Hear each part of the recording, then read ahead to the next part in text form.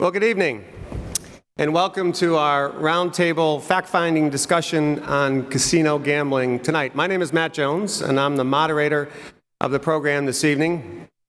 I want to thank, first of all, the Chamber of Commerce of Saratoga County and the Saratoga Convention and Tourism Bureau, their boards and their staff. Many of their board members are out in the audience here as ushers and greeters, helping us along tonight, and so we want to thank them for sponsoring and hosting tonight's discussion together with the board chairs, Mike O'Sullivan from the Chamber of Commerce and Pat Pepino from the Convention and Tourism Bureau. You may.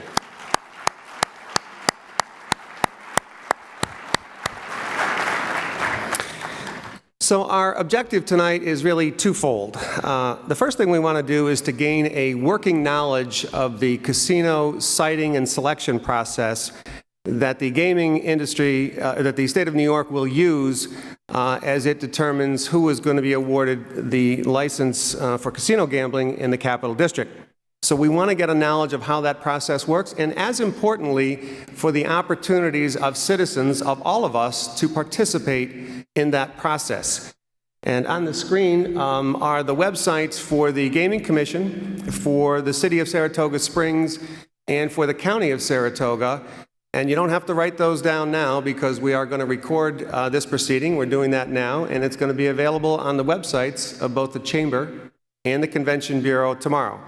But those are the contact places, and this will give you information about where and how you can be a part of the discussion, as we all ought to be on this very important issue. The second thing that we want to do is to probe. And by that I mean we want to test the waters, as it were, for how casino gambling, whether it is located here in Saratoga Springs or elsewhere in the Capital District, will impact our community. At this point, we've asked the Saratoga Casino and Raceway to join us this evening and to participate in that discussion, principally because, and I'll call them the casino for short because it's a long name, principally because the casino is the only announced candidate for the license in the Capital District. So they've been good enough to join us and to answer questions about the impacts that you have collectively through the survey that we conducted, given us information on. So we're going to probe and we're going to inform. Now, to do this, what we did is we asked about a dozen community leaders in various industries throughout the city to gather with their groups and to formulate questions regarding impacts specific to their areas, such areas as retail and thoroughbred racing and the hotels and the restaurants and so forth. And we'll ask those folks to come up this evening in groups of 2 and 15-minute increments to lay out the issues, to lay out the impacts that they foresee in their respective areas.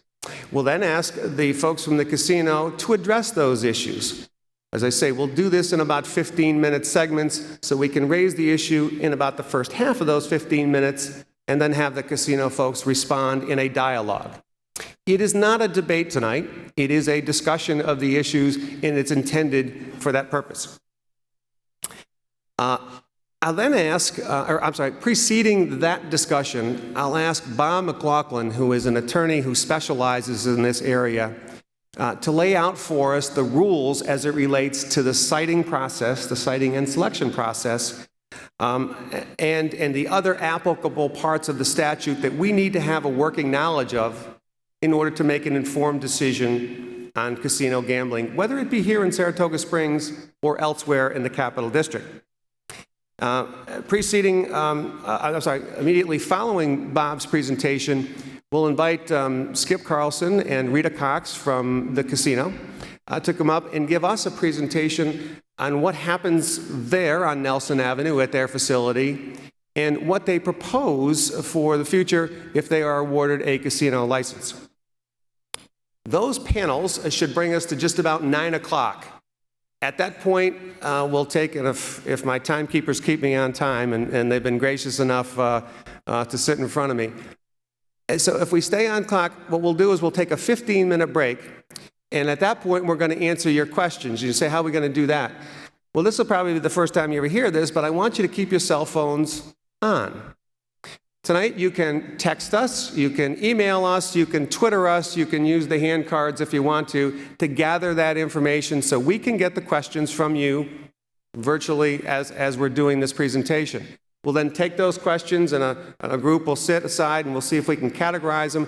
And in the last 45 minutes of tonight's proceeding, we'll see if we can't answer those questions from panelists from one side or the other, or both. And with that, let me invite Bob McLaughlin up to the stage, who is our attorney. And as I do that, let me recognize a few folks in the audience, and I see members of our city council, and this is always the risk that we're going to miss one of them. But I see Commissioner Michelle Madigan, and I see Commissioner Scirocco here. I see Commissioner Scirocco, and who am I going to miss by mentioning those two, in addition to Supervisor Matt Veach, and Supervisor and Mayor-elect Joanne Yepsen. Would you give them a round of applause? And would you please stand?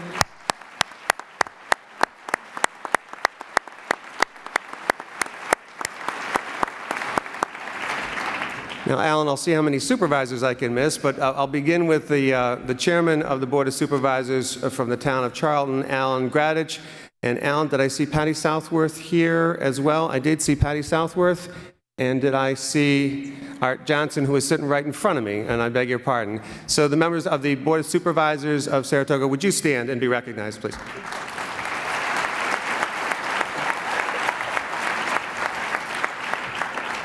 And representing the 43rd Senate District in the state of New York is Kathy Marcione, our state senator. Kathy.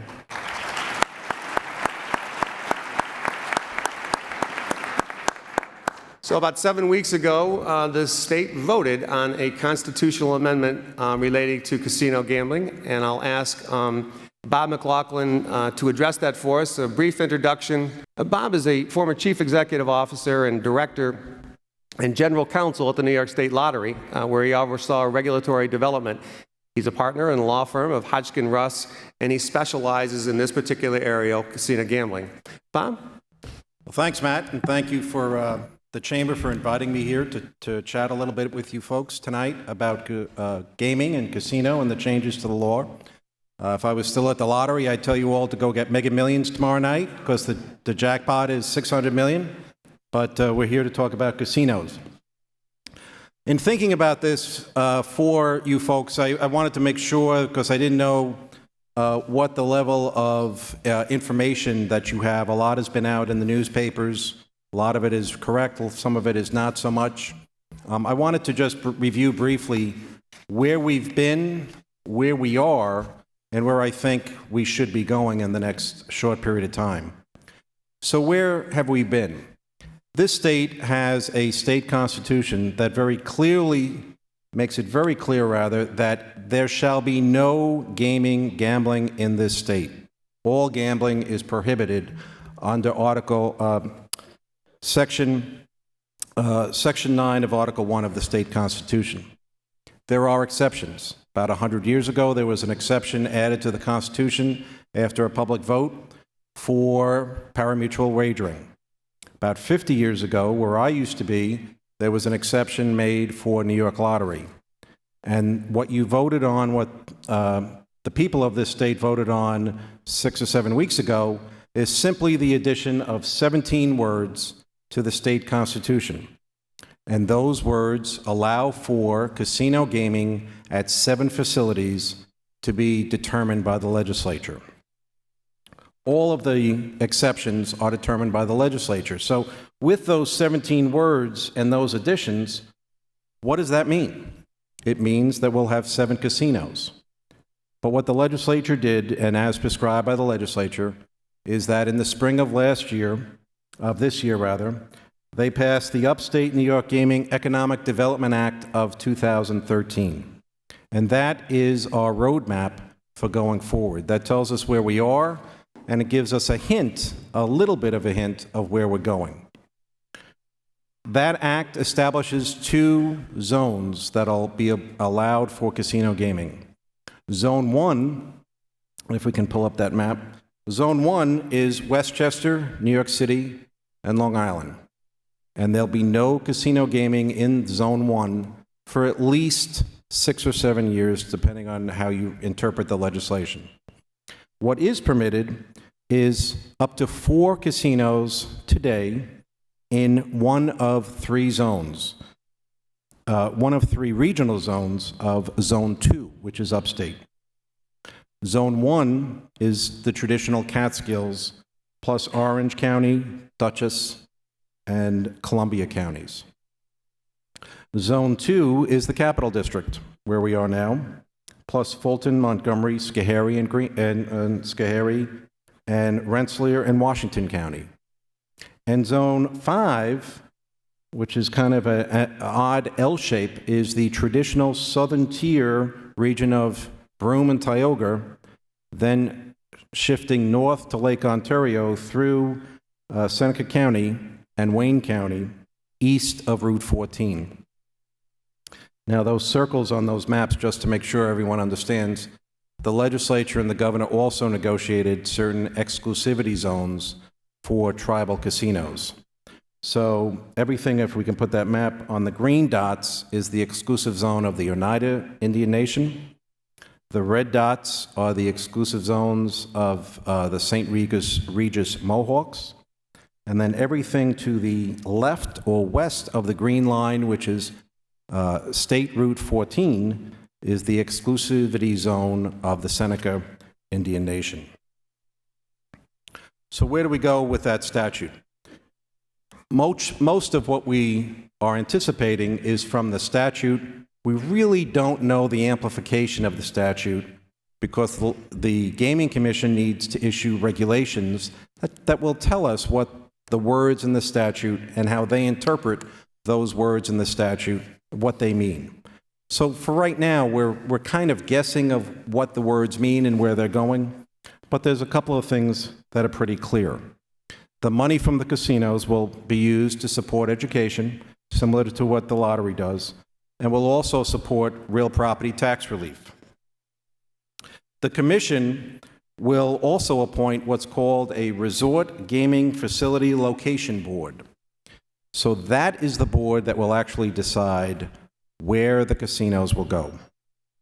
There'll be 5 members of that commission, of that board, and they will be appointed by the commission starting after January 1st.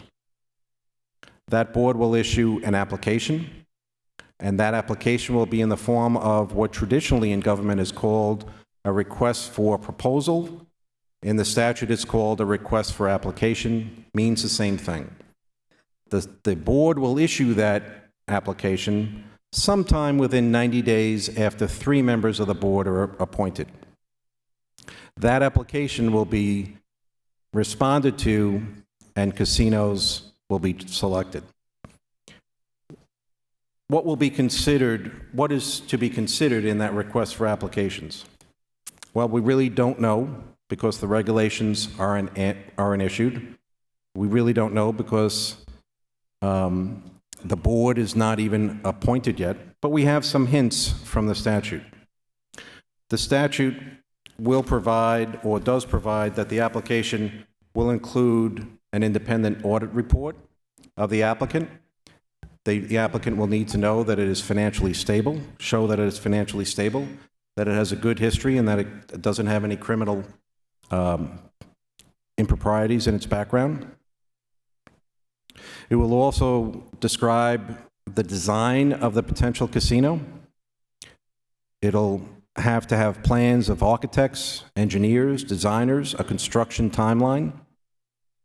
It'll have to identify the number of employees that will be available during construction and after the casino is up and running. It'll have to identify the number of construction man-hours that'll be used during the construction period. You will need to identify the number, not only the number of employees, but how much those employees will be paid. What is their pay rate? What kind of diverse workforce will you have? And what kind of benefit package will you provide those employees? You'll also have to provide certain reports to the siting board. You'll have to show what the economic benefit to the region and to the state is. What will the social, environmental, traffic, and infrastructure impacts be to not only the state, but to the locality where the casino will be located? What will the impact be on the local and regional economy, including the impact on cultural institutions and on small business and on the municipality emergency services? You'll have to identify and determine if there's any mitigation to the cost of the facility to the municipality.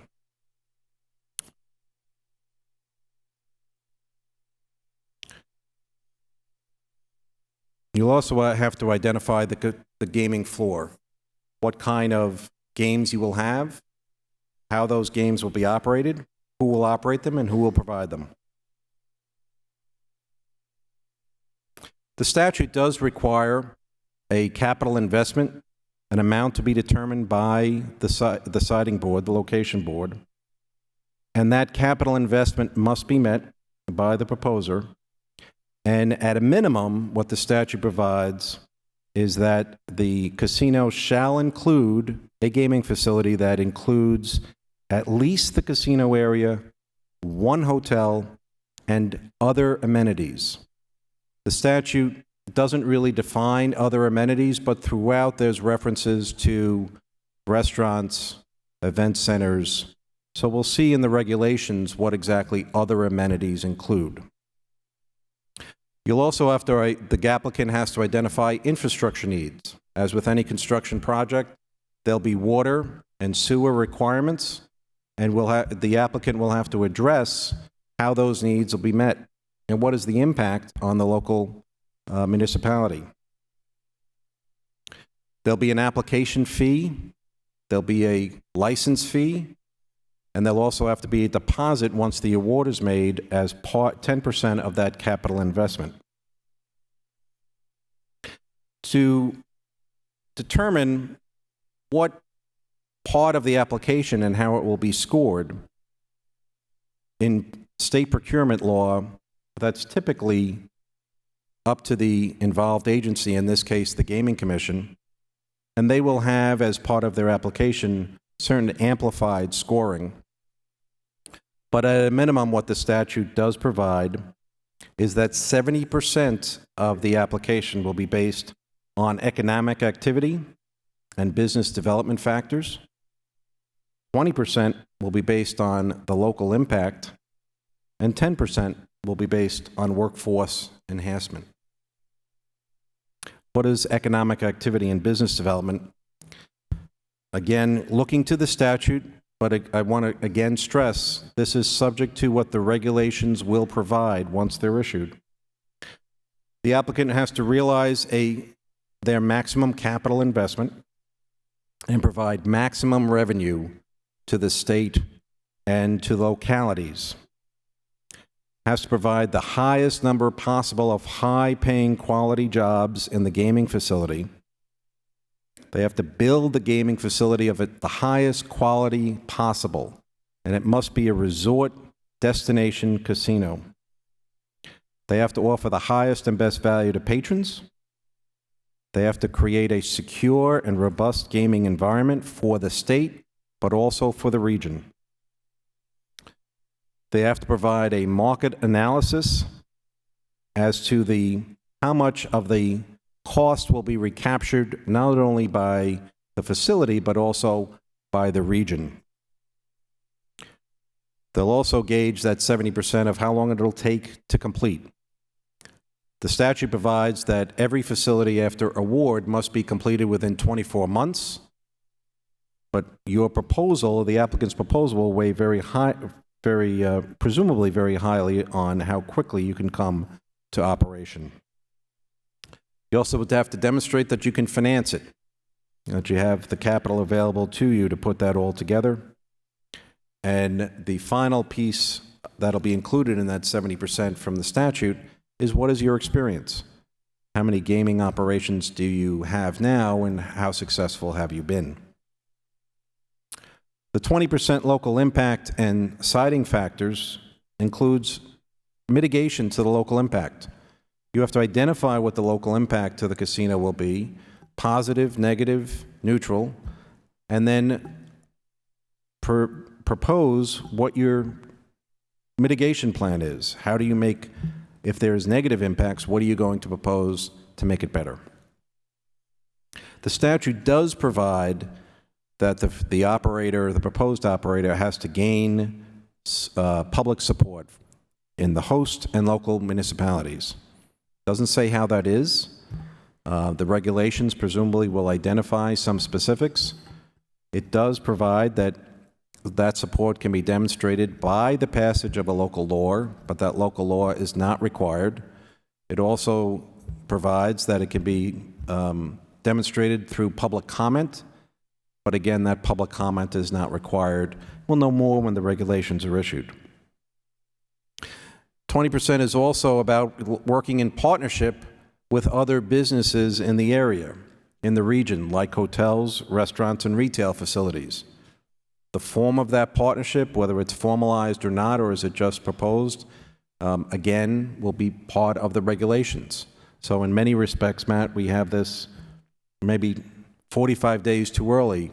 We'll know a little bit more once the regulations are issued. The statute also provides that 20% will be also made up of a partnership with live entertainment venues. And then finally, the 10% is really the workforce. What are you going to do to enhance the workforce not only during construction, but create high-paying, high-quality jobs for the community and for the region? You also need to address, as part of that, problem gaming.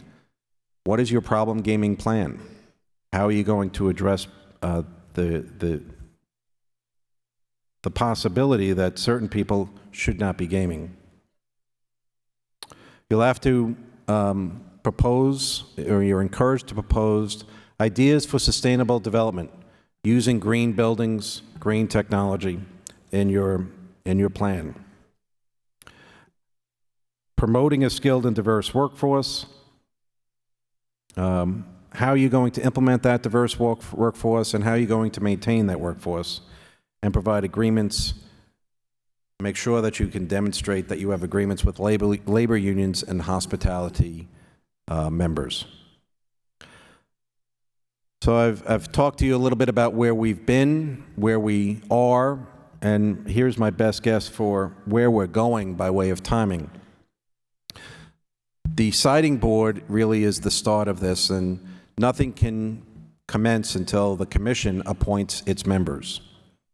Once 3 members are appointed, the statute provides that they have 90 days to issue the RFP, or the request for application. It's presumed that sometime between January 1st and the middle of January, at least 3 members will be appointed, and so that 90-day clock begins. I think that the best guess right now is that sometime within 45 to 60 days thereafter, so sometime between the end of February and middle of March, the RFP, request for application, will be issued. I think the state will probably provide sometime between 3 to 5 months, probably closer to 3 to 4, to put your application in. And then the siting board and the gaming commission will take a review and determine where the casinos will be. That's a brief overview of the statute. That's great, Bob. Thank you so much for doing that. It invites the question, as I was listening to Bob, that in the absence of regulations, we probably have lots more questions than we do answers at this point. But one of those questions would be the opportunity and the timeliness of public input, whether you're for or against a casino, either here or in the Capital District. And we're going to come back to that question a bit later. So as we take that, we'll invite Skip and Rita, Skip Carlson and Rita Cox to the podium, and Bob is going to move down just to the end.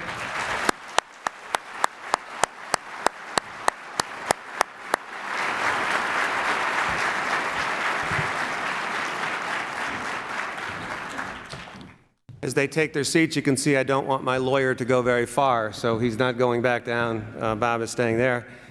And Skip Carlson and Rita Cox have joined us from Saratoga Casino and Racing, and their introduction, briefly, because we're going to put their bios up on the screen. Skip has been with the variously named operation on Nelson Avenue for, he told me tonight, 36 years. He is currently the Vice President of External Affairs and Signature Service. He and his wife, Colleen, live in Saratoga together with their 3 children, Zach, Tucker, and Quinn. And Rita Cox has been with Saratoga Casino and Racing for the last 10 years, and she currently serves as the Senior Vice President of Marketing. And we've asked the casino folks, if I can call you that. I always liked it when you were the Racino. It was so much easier, but you're now Saratoga Casino and Raceway, to talk to us for about 15 minutes about what exists there now and what they propose if they were awarded a casino license. Skip and Rita. I think I'll lead off. I'm Skip Carlson. I do want to thank Matt, the Todds, the Chamber, and the Convention and Tourism Bureau. I'm sure everybody's going to be thanking them over and over, but I'm very grateful to be here tonight. It seems like we've had a 10-year discussion on this.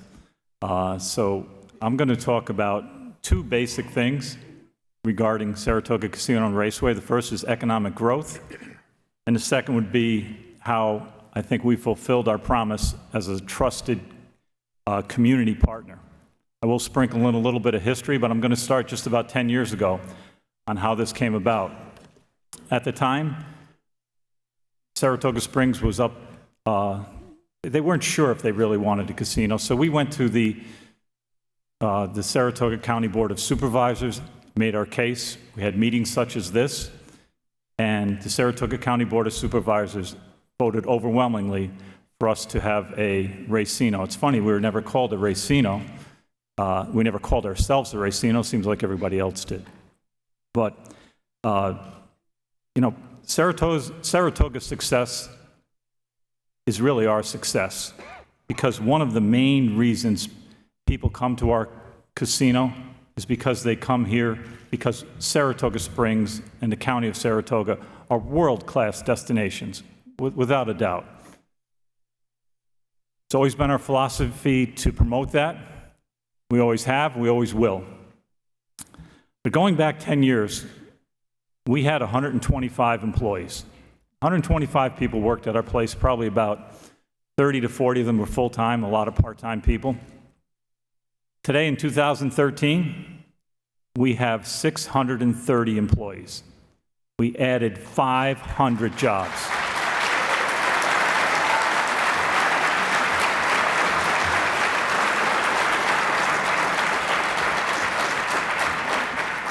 We'll probably want to make the most use of our time. I appreciate the expressions of support and non-support. If we could, keep that to a minimum so we can use the most times for our speakers. But thank you. Thank you. Thank you. I'm going to be brief anyway, so I'm going to move things along. Bob took a lot of my time, but he explained it extremely well. The second part of history is I want to talk about the horsemen. I love the horsemen at our place. I've known a lot of them for 36 years. I've seen them grow up through the years, seen their families, I've seen their sons, their daughters.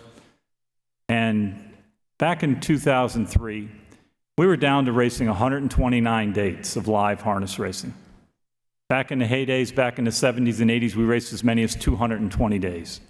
So we had 129 days of live racing. Total purses back then were $2.9 million. I'm happy to tell you, in 2013, we have 170 days of live harness racing from March all the way to mid-December. We just concluded our meet last Saturday night in a driving snowstorm, and our horsemen were out there racing. Nothing bothers them. 170 days of live racing. Our purses are now $15 million. That's quite an increase. Very proud of that. We also have 300 folks on the backstretch. Grooms, trainers, drivers, vets, blacksmiths, folks who work in the tack shop, folks who grow feed, deliver feed to our horsemen. 300 people earn a living on our backstretch. Almost 1,000 people earn a paycheck every week because of Saratoga Casino and Raceway. Saratoga Casino and Raceway is the premier entertainment destination in our region. Why? Well, because we provide fun entertainment in a safe environment. Our service promise, which we practice every day, is providing special experiences one guest at a time. And last year we had 2.1 million guests. As far as a trusted community partner, I think we've fulfilled the bill there. Saratoga Casino and Raceway pays almost $700,000 in property and school taxes. Since 2004, Saratoga Casino and Raceway has contributed over $2 million to area not-for-profits. Franklin Community Center is an organization that we support that does a wonderful job, and I also want to give the Horsemen a little plug here because they're our partners in supporting the Saratoga Casino and Raceway Foundation. Our drivers give up all of their driving fees for one day. It's like me and you not getting paid one day. They give up their driving fees to the Franklin Community Center, and we match it one day. We've given donations to the Saratoga Hospital, to great organizations like the Saratoga EOC, and Adopt a Soldier. I see many people here in the audience, and sometimes I feel that we're taken for granted, but many people here in the audience, your children, your grandchildren, where do they play soccer? Play soccer in our fields that we donate to the city rec program, free of charge. Without our donation of those fields, I don't think there'd be a rec program for soccer in the city. Spring and fall, 800 to 900 kids are out there every Saturday morning, practicing during the week. It's part of our community support. My family's been working at Saratoga Casino and Raceway for 3 generations. I've been there for 36 years. My wife's been there longer than that. I shouldn't say that, but it's true. She started at a very early age. Our employees and many other people in our community are very excited about the prospect of expanding casino gaming at our location. 600 to 700 good-paying, permanent jobs with benefits. 600 to 700 potential jobs being added, not to mention hundreds of great construction jobs. Our employees are part of this community. They live here all year round. They visit SPAC in the summertime, Saratoga Racecourse in August. They're downtown. They're at your restaurants downtown. They spend their paychecks all over. An expanded casino at our location is the best outcome for the local economy. It adds jobs, supports local businesses, supports the horse industry, all at an existing gaming location. At the end of the day, I believe it's the best outcome for our community. That's all I have to say. My colleague Rita Cox will take over the next part of our presentation. Thanks, Skip. My name is Rita Cox, but I guess you know that. Know many faces here. I was lucky enough to join the team at Saratoga Casino and Raceway 10 years ago, just last week, just about 6 weeks prior to the opening. That opening was on January 28th, 2004. Just before that, a study was done that said that Finger Lakes Raceway was going to be the most successful video gaming operation in upstate New York. That's never once been true. The reason for that is because of our location. We're fortunate enough to be part of a community that's known not just regionally, not just here in the Capital District, but internationally. And that's for many reasons. It's our museums, it's our internationally known thoroughbred racing, SPAC, golf, museums, dining, retail. I mean, we can all go on and on expounding the great benefits of our community. When we first opened, when we first started that construction project, a little bit longer than 10 years ago now, we focused on our community from the very first moment. We worked with the architects. And we took the same approach in designing the hotel expansion project that was announced earlier this year. As you can see, it was designed to pay homage to one of the defining architectural landmarks in Saratoga, the Grand Union Hotel. We continue to move full steam ahead on this project. It includes 120 rooms, a fine dining restaurant, 24,000 square foot event center. This event center is going to be used for a multitude of events. It's designed as a multi-purpose space where we can host concerts, banquets, meetings, and promotional parties and special events for our players. We are well underway with this project right now and expect to begin construction early in the spring so that the hotel can be open in late spring, early summer of 2015. So that's where we are today. As for our plans for the future, we agree that a Las Vegas-style mega casino has no place in our region and certainly is not in the best interests of Saratoga Springs. Just as our current expansion project is going to be done in a Saratoga style, any future development to be done on our existing 160-acre campus will be in keeping with the Saratoga traditions that we love so much. Expanding our current casino to include table games will provide, as Skip mentioned, an additional 600 to 700 new good-paying jobs with benefits, as well as hundreds of construction jobs. It will also generate increased direct funding, estimated at $11 million annually to be shared between the city and the county. How do we make sure this happens? Well, tonight is such an important part of the process, and we're so happy to be here. We want to hear your thoughts so that we can prepare to respond to the coming RFA in a way that makes the most sense for the capital region, but more importantly, that makes the most sense for us, for the members of this community in Saratoga. Our success is directly tied to the success of Saratoga. We live here, we work here. We regularly work in partnership with our community to find ways to increase the number of visitors coming here. We participate in the Chamber's advertising tourism co-op campaign every summer. We allow our players to redeem their points, and actually, this is very new, so for many of you, it's the first time you're hearing this.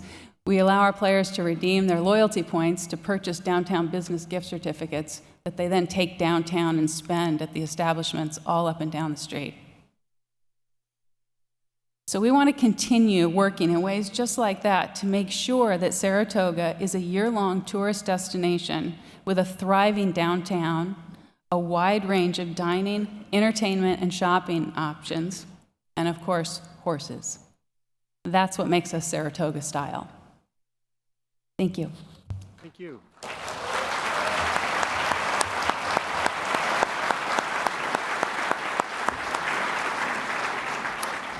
So let me ask now to come to the stage the first panel, which will consist of Marianne Barker, Harvey Fox, John Baker, and Colleen Holmes. Would you join us? And as they are walking to the stage, I'll tell you that Marianne Barker is the co-owner of Impressions of Saratoga, which she started with her husband Dave upon graduating from college in 1978. Harvey Fox grew up in Saratoga. He owns N. Fox Jewelers, which he operates with his wife Cassie, and they have done that for in excess of 35 years. John Baker is the owner of Gaffney's Restaurant on Caroline Street, a restaurant he has operated for more than 32 years, and Colleen Holmes owns and operates Wheatfield's Restaurant on Broadway together with her husband Tim. She's also the chair of the New York State Restaurant Association, and we'll put their full bios on behind us as the speakers speak. So who would like to begin? Marianne, Harvey? Harvey.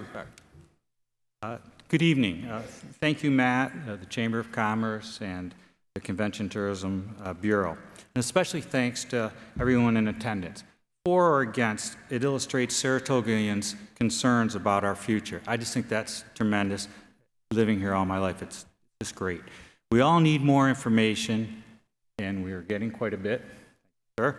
And we'll hear from many different concerns. And it is a concern that we have the proposed casino versus the current racino, which does a fantastic job. The concern of the small business owner will be that the proposed casino retail component would directly compete with downtown. I'm totally focused on maintaining the vibrancy of the downtown in Saratoga Springs, one that has won many national awards. Many merchants like myself have worked their entire lives promoting downtown Saratoga. Our downtown shopping district is one of the few viable downtowns in the state of New York. A casino business model attempts to keep the consumer on their property. It is not in their best interest of the casino to share with the other businesses, as we discussed the amenities that they provide. The transfer of the discretionary income being spent downtown being spent at the casino will potentially hurt all downtown retailers and restaurants. Many downtown merchants partner and cross-market. Many downtown merchants partner with and cross-market with the community destinations such as SPAC, the racetrack, Skidmore College, our restaurants, and the lodging industry. We all contribute to each other's success, and I'm very concerned that the proposed casino will not. And I keep emphasizing the proposed casino, not the current racino, as the two people have, Skip and Rita, have done a great job explaining what they do and help all of the city of Saratoga Springs. There is a mention of maybe a concierge, and I'm not sure, Rita, if that's where you're going to direct people downtown, if that would continue, and that would be a tremendous help of promoting downtown Saratoga. And since the 1940s, so many dedicated citizens, many of you here tonight, have worked endless hours to make Saratoga Springs the success that it is. In contrast, a typical casino host community, the typical ones are dying ones, not flourishing like Saratoga Springs. Mary Ann. Okay, thanks, Harvey. I will reiterate most of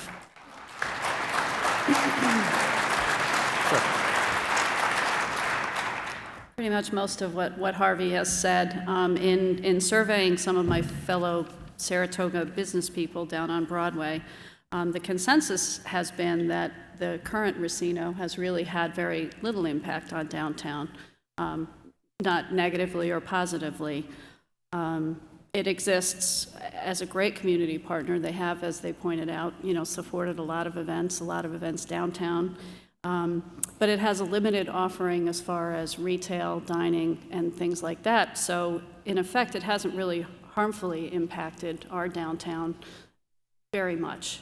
The possibility of adding and expanding those amenities is what I think we're very concerned about. That's worrisome to all of us, the not knowing exactly what it's going to look like and what it's going to be. Our primary concern is the effect on our downtown of a casino that becomes self-contained destination with no incentive to visit our downtown or any of our attractions. Our downtown is just one piece of what makes Saratoga Springs a popular destination for both business and leisure travelers. This community, and I mean everyone from Harvey's folks to newcomers like us, have worked really, really hard to keep our city successful, well-balanced, and prosperous. I think everyone historically has done a great job with that, or we wouldn't all be happy to live where we live. The formula that's worked so well for so many years is the partnership between our attractions, our hotels, our restaurants, our shops, our organizations, and so many other small parts that encourage our visitors to experience Saratoga and all that it has to offer. They may be coming to downtown to come to my store or Harvey's store, but we gladly send them on to SPAC or send them to test the waters. And we've all really had a great partnership and a great sharing, and that's something that we're concerned should continue because that helps all of us. We would hope that the racino would embrace the casino, I should say, will embrace that concept and not become a competitor, but become a partner if it should happen. This sharing is what made our city a special place, and it's the envy, as Harvey pointed out, of so many other cities. I think a lot of smaller cities look to Saratoga for guidance as to how to be so successful. cross promotions with downtown, to continue that Saratoga experience, I think is really, really important, because it's not just one small piece of what we have to offer here. It's the entire package that makes our area so appealing. On that note, I think that's really all I have to say. I personally am here really to learn. I have my opinions and have, talked to many people to see what everyone thinks. But there's so many unknowns at this point that I think we're all at the point where we're trying to learn what's best for us. So thank you.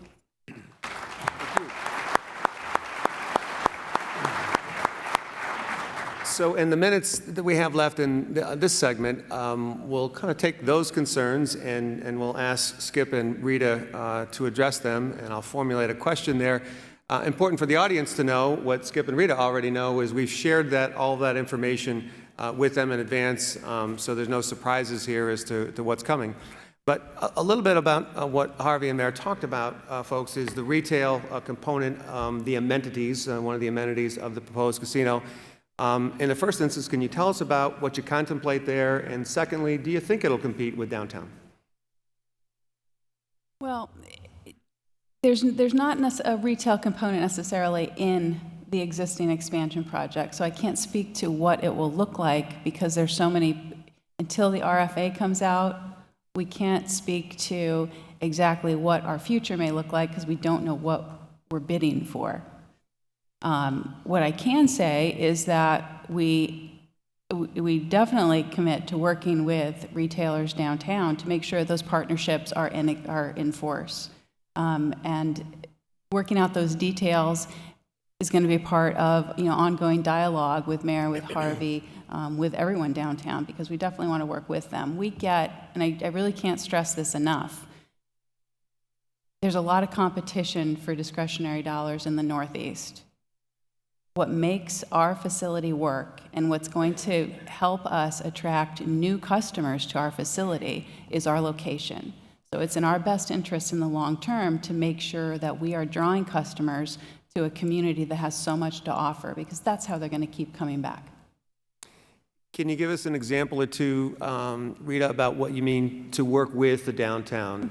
What do you envision in terms of a cooperative relationship there? Well, selling the DBA gift certificate is a step in that road. We've definitely talked about, we're going to have a concierge at the hotel that be booking reservations wherever someone may choose to go. But we definitely want to encourage people to visit other places in the downtown, in the community. Hello? Everything that I've seen, Rita, and again, I use this word, typical casino has a large retail element. And is it that you don't know yet if there's going to be retail space or the square footage? It's really, and I really wish that we had more details that we could share. And I'm not trying to hide any information. It's just, again, I'm going to stress this all night long, until we know the specifics on what this siting commission is going to want to see in our applications, in our bids. How much we're going to be required to invest in the facility. All of those details, we don't have the exact plans. We don't have those details ironed out, so we can't speak to them at this point. Bob, what would that say? The citing criteria, is that part of the regulations that are forthcoming? What is that likely to look like? That should be in the regulations. It'll also be in the RFA. I presume the specific capital investment probably will be in the RFA and not necessarily in the regs. But certainly, as I pointed out before, the statute does provide for the partnership arrangements that you're raising right now, that Marianne and Harvey are raising, that presumably will be part of the RFA as well, since they're in the statute. The type of partnership arrangements that you have with retail facilities, with other hotels, with restaurants. So exactly the issue that you're raising is addressed in the statute. That potential flexibility does exist. Again, as Rita said, we don't know what the regs say. We don't know what the RFA will say.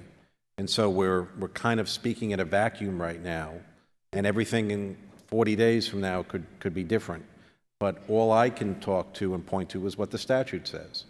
And words have meaning. And the statute says that part of the 20% will be not only the type of facility, the involvement of the locality, but also partnership agreements with not only a live venue, but also with businesses, with retail, with restaurants, with other hotels. The only thing with regarding hotels is that the statute says that the gaming facility must have a hotel. And I guess that's where maybe I wanted to get back to a little bit, because the statute is specific with regard to a hotel, but silent, at least at this point, pending the regulations on other amenities, retail, for example. Is it that you don't know if the commission is going to require some retail component or simply permit some retail component? What we don't know is what the minimum capital investment is going to be required at. A lot of numbers have been thrown around. It could be as little as, I don't know, 10 million. It could be as high as 500 million. We don't know. We don't have that answer. The low end of that range is going to look a whole lot different than the high end of that range. So all of those things have to be taken into consideration. And so to say that there's definitively going to be a large retail component, we cannot say that at that point. There's too many unknowns right now. Sure. And the partnerships that Bob referred to in the statutes, how do you envision those evolving? Somewhat depends upon the space and what is part of the amenity mix. Partnerships are going to start with more conversations, and as further requirements, further definitions come out, then those things may change. Anything further? No. Good panel. Thank you, Harvey and Mayor. You may applaud.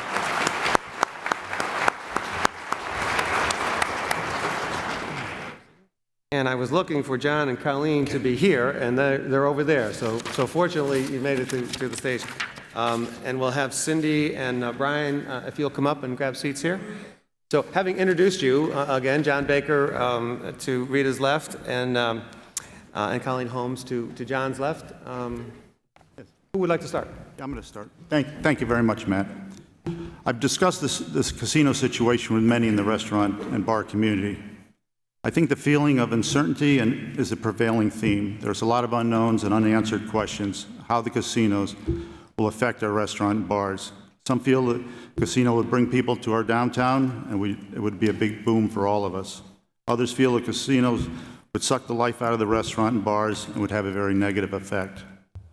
The main concern of the restaurants and bars is how the casino will affect our downtown. Our downtown is the gem of New York State, and as strong as we are, downtowns can be very fragile at the same time. One concern the restaurant community has is the competition that the casino can offer, such as free drinks, low-cost, all-you-can-eat meals, high-end chain restaurants, and entertainment. Usually, these are lost leaders to the casino industry, but they're not lost leaders to our restaurant and bar community. So the question to our casino friends is, what are your plans for this aspect of your business, and how could this possibly be a positive effect on us rather than a negative influence? Saratoga restaurants work closely and are tied closely to SPAC, City Center, and especially the racetrack. We have great partnerships with these entities. The effect from the casinos on these groups will have a tremendous impact on us, again, positively or negatively. And this is a big question for our restaurateurs. There's also concern about unfair competition of hours of operation. In recent years, there's been a push to shut down hours of operation in the bars in our community. At 2 or 3 o'clock has been suggested by our city fathers and some on the county level. There's talk about stifling and curtailing music in our downtown. That said, if this happened and the casinos were allowed to operate as their own entity and run by their own rules, and were not subject to Saratoga's closing times and noise restrictions, this would be a major problem to our downtown restaurant and bars and would have a tremendous negative effect on our business.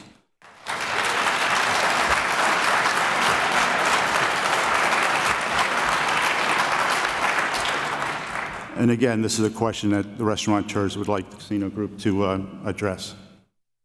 Ellie? And I would like to echo a lot of what John has said, but before I do that, I do want to thank the Saratoga County Chamber of Commerce and the Saratoga Convention and Tourism Bureau for bringing us all here together today. As we all know, Saratoga is a gem and a jewel, and one of the reasons why we have this beautiful community is because we do things like this. We don't know that a casino will come here to Saratoga, but all of us are gathered here today to talk about issues prior to a decision even being made. And I would like to commend the organizations and everyone on the panels for doing that. In discussing a potential casino with other operators and with our guests, there are a lot of opinions out there. And again, this is a fact-finding mission, so thank you for bringing us here to do that. One of our biggest concerns is working cooperatively with a potential casino. Many of the downtown businesses, the retailers, the hotels, and the restaurants, the bars, we all work together through the Chamber, through the Convention Tourism Bureau, and through the Downtown Business Association. There is a wealth of dining and entertainment and retail in downtown, and we all work hard to support each other. We are asking for that support from a potential casino, and we don't know how that would happen. The local hotels bring shuttles downtown for people who don't care to drive. Would a casino possibly do something like that for us? We support each other, and we are asking for support from a potential casino. Thanks, Colleen. John? Does, to John's questions, loss leaders and closing times? What do you think? Well, the closing time issue is a county-wide issue, I believe. We're not necessarily in favor of anything that would put us on a different schedule than you either. So I think that's a relatively easy one to find some common ground on. Absolutely. So I guess my question is, if the bar is closed at 1 o'clock, would you close at 1 o'clock too?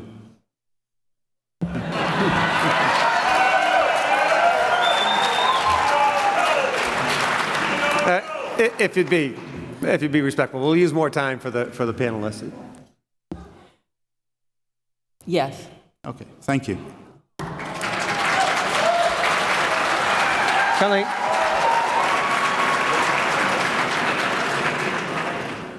And loss leaders. John raised the question about loss leaders of discounted drinks or free drinks, those kinds of things. John, is that the point you're making? Yes. And food and Kelly? beverage. How do you feel about that? Mm-hmm. You know, our restaurant, our new restaurant intends to compete with the other with the other restaurants that we have on our site. The intent with everything that we're adding now and what may come in the future is going to be what is going to bring new people to our facility and to our community. For those of you who go to Vegas or who, you know, any vacation spot that you go to, you don't stay in that one location the whole time. You want to experience all that attracted you to that community, that destination that you went to. So that's why we plan on having a concierge. That's why we fully intend to market downtown in our rooms and in our other collateral, because we understand and fully understand that the success of downtown and the uniqueness and what's special about downtown, our retail, our restaurants, every part of it, is what separates us from all of the other competition in the Northeast. And so it's imperative for us to make sure that downtown continues to thrive, because that's how we're going to bring in new people and build our business. So we're actively going to be promoting downtown and everything that we do with this new project. And would you be interested in doing that with us? Sure. As far as using the business community to partner with us as how you promote the downtown? That would be the only place that we would look to partner with downtown, is with the businesses downtown. That's great. Anything further on that? I just had one follow-up. In terms of the format of the commitments, as we talk about these here tonight, and again, we may be on the premature side because we don't know the regulations, so maybe we'll have to come back in a month and a half and talk about that. But is there something in terms of the ideas that are generated at concierge or a downtown shuttle or things? What form of commitment would that come from the casino? How would you do that? Can I just talk in broad strokes? Everybody, a couple people on the panel are talking about casinos, when we get a casino, if we get a casino. We've had a casino for 10 years. We've had, and one thing I do want to assure everyone on this panel, put it in horse racing terms. When you're going to bet on a horse, you look at their past performances, kind of see how they're going to run. For the past 10 years, we've been a great community partner. I want to assure everyone in this room, the hotels, the restaurants, going forward, we're going to be a great community partner. We can't really give you definitive answers tonight. Just a little aside, it feels like, I'm on a first date with a woman and she's asking me to commit that we're going to have 3 kids. We don't mean to be evasive, but there's so much that we don't know. But please, over the last 10 years, I think we've been a good community citizen. We'll do that going forward, and we will make every effort to cooperate with, and that one other thing about Saratoga. Everybody wants to compare other locations. Saratoga is such a unique location. It is a gem. We would never do anything to take anything away from this beautiful city we have and everything that it has to offer. So I think just look what we've done over the past 10 years. Competition's a great thing, and going forward, I think we can work with everyone in this room. Good panel. Colleen? John? Thanks very much. So I'll look this way to our hotel people, and as I do that, I'll ask Mark Baker and Marcia White to make their way to the stage. And let me tell you about Cindy Hollywood, who is seated to my right, who has been the operator and general manager of the Holiday Inn on Broadway for over 30 years. And she's in her second year as chairman of the board of the New York State Hospitality and Tourism Association. Brian Strotter, to Cindy's right, is the vice president of Turf Hotels, and he manages 4 area hotels, or that manages 4 area hotels, including the Hampton Inn Suites on Lake Avenue, a property that opened in, and then I left a blank because I couldn't remember. 2008. 2008. Welcome, Cindy and Brian. Who wants to start? Thank you. I'll start. Cindy. Thank you, and thank you for having us here today. Brian and I took a more formal approach about gathering information from our lodging partners in the community. We hosted a meeting on December 2nd, and there were 9 lodging properties represented, and there were also 2 additional properties who were not able to attend the meeting but provided input. We were posed with 4 questions by the organizers of this event, and the questions were as follows. What impact does the current Saratoga Casino and Raceway have on your hotel? The second question was, what opportunities or concerns of an expanded Saratoga Casino and Raceway or a new full-service gaming casino elsewhere in Saratoga have on hotel operators? The third question were, what were the opportunities and concerns if there was a casino operated somewhere else in the capital region but outside of Saratoga County? And the following were, what do hotel operators need from any casino operator in order not to harm what we currently enjoy? We came up with about 40 responses to those 4 questions, and I would say with few exceptions, we were in full agreement about many of the things that we've condensed today. We were only given the opportunity to have 1 slide, so we've pared that down a little bit, and we have 8 important issues that we want to talk about. In keeping with the first question about the current impact, I think we all agree that currently, by and large, although some of us have enjoyed some business from Saratoga Casino and Raceway in terms of overnight business, it's currently not an overnight demand generator, but it does serve as entertainment and an amenity for our guests, and that many of us send people from our hotels and properties there each and every day. The second item, casino hotels traditionally give deep discounts or free overnight hotel rooms.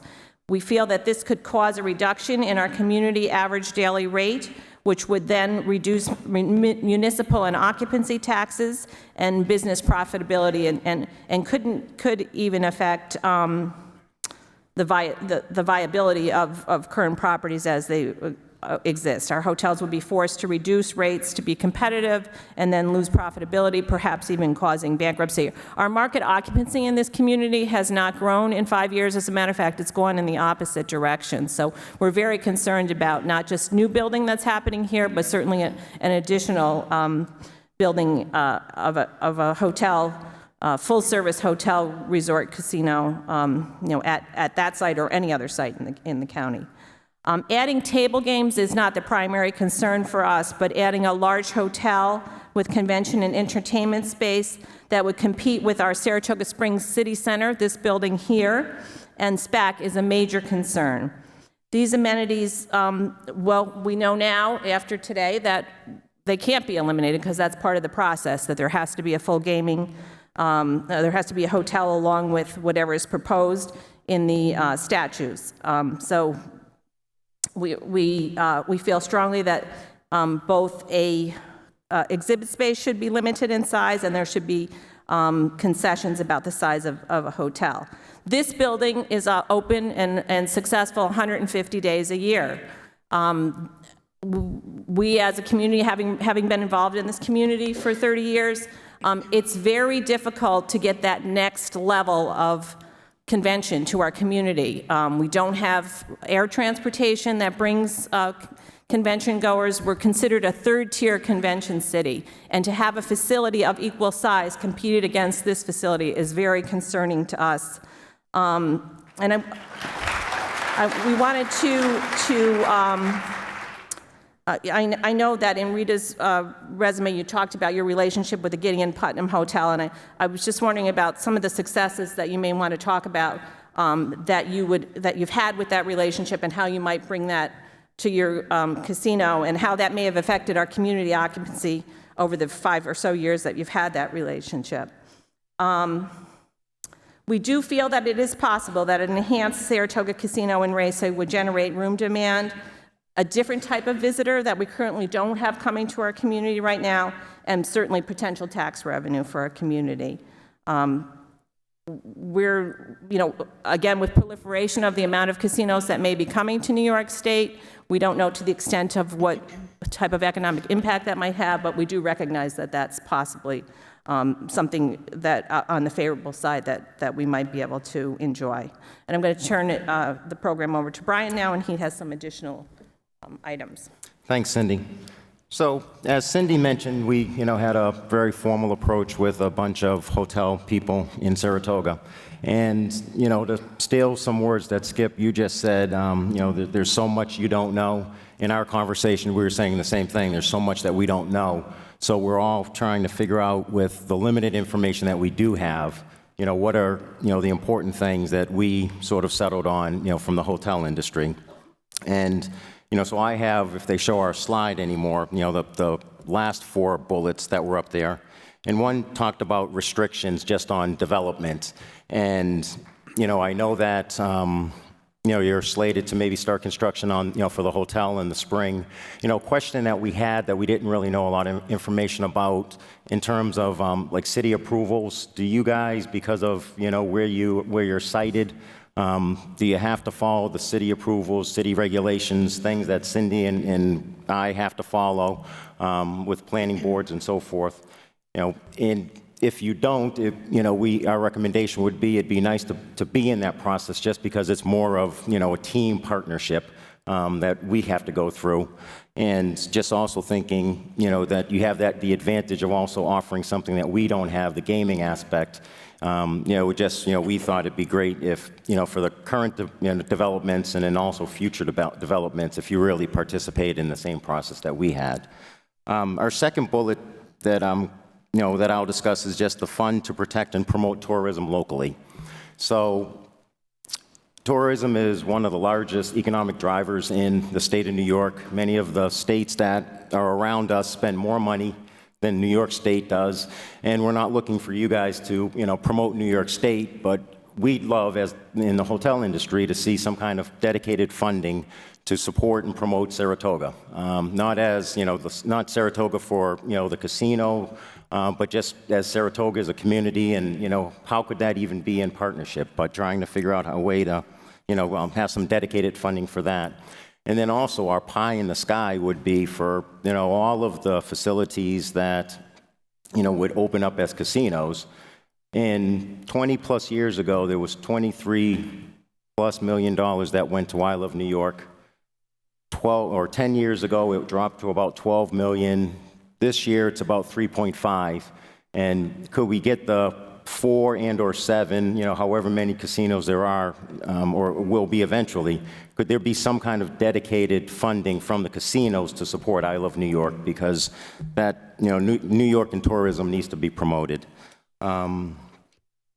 We talked about the Convention and Tourism Bureau, and honestly, I was at a meeting with Mark Baker, and he was giving a presentation and talking about how excited he was because season was getting ready to start, and he said, because his season is not track season. So I'm sorry if I'm stealing any of your thunder over there, but track season had just ended, and it was the convention season was just getting ready to get going, and I know that us at our hotel, we've definitely had a very good fall. But we've had a great year, and a lot of it has to do with the Convention and Tourism Bureau. And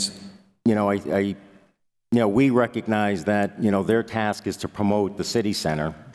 So just what are your thoughts, and do you have thoughts or any feelings that they should be promoting you guys, or do you recognize that they're trying to promote the city center? Will you guys have your own sort of in-house support?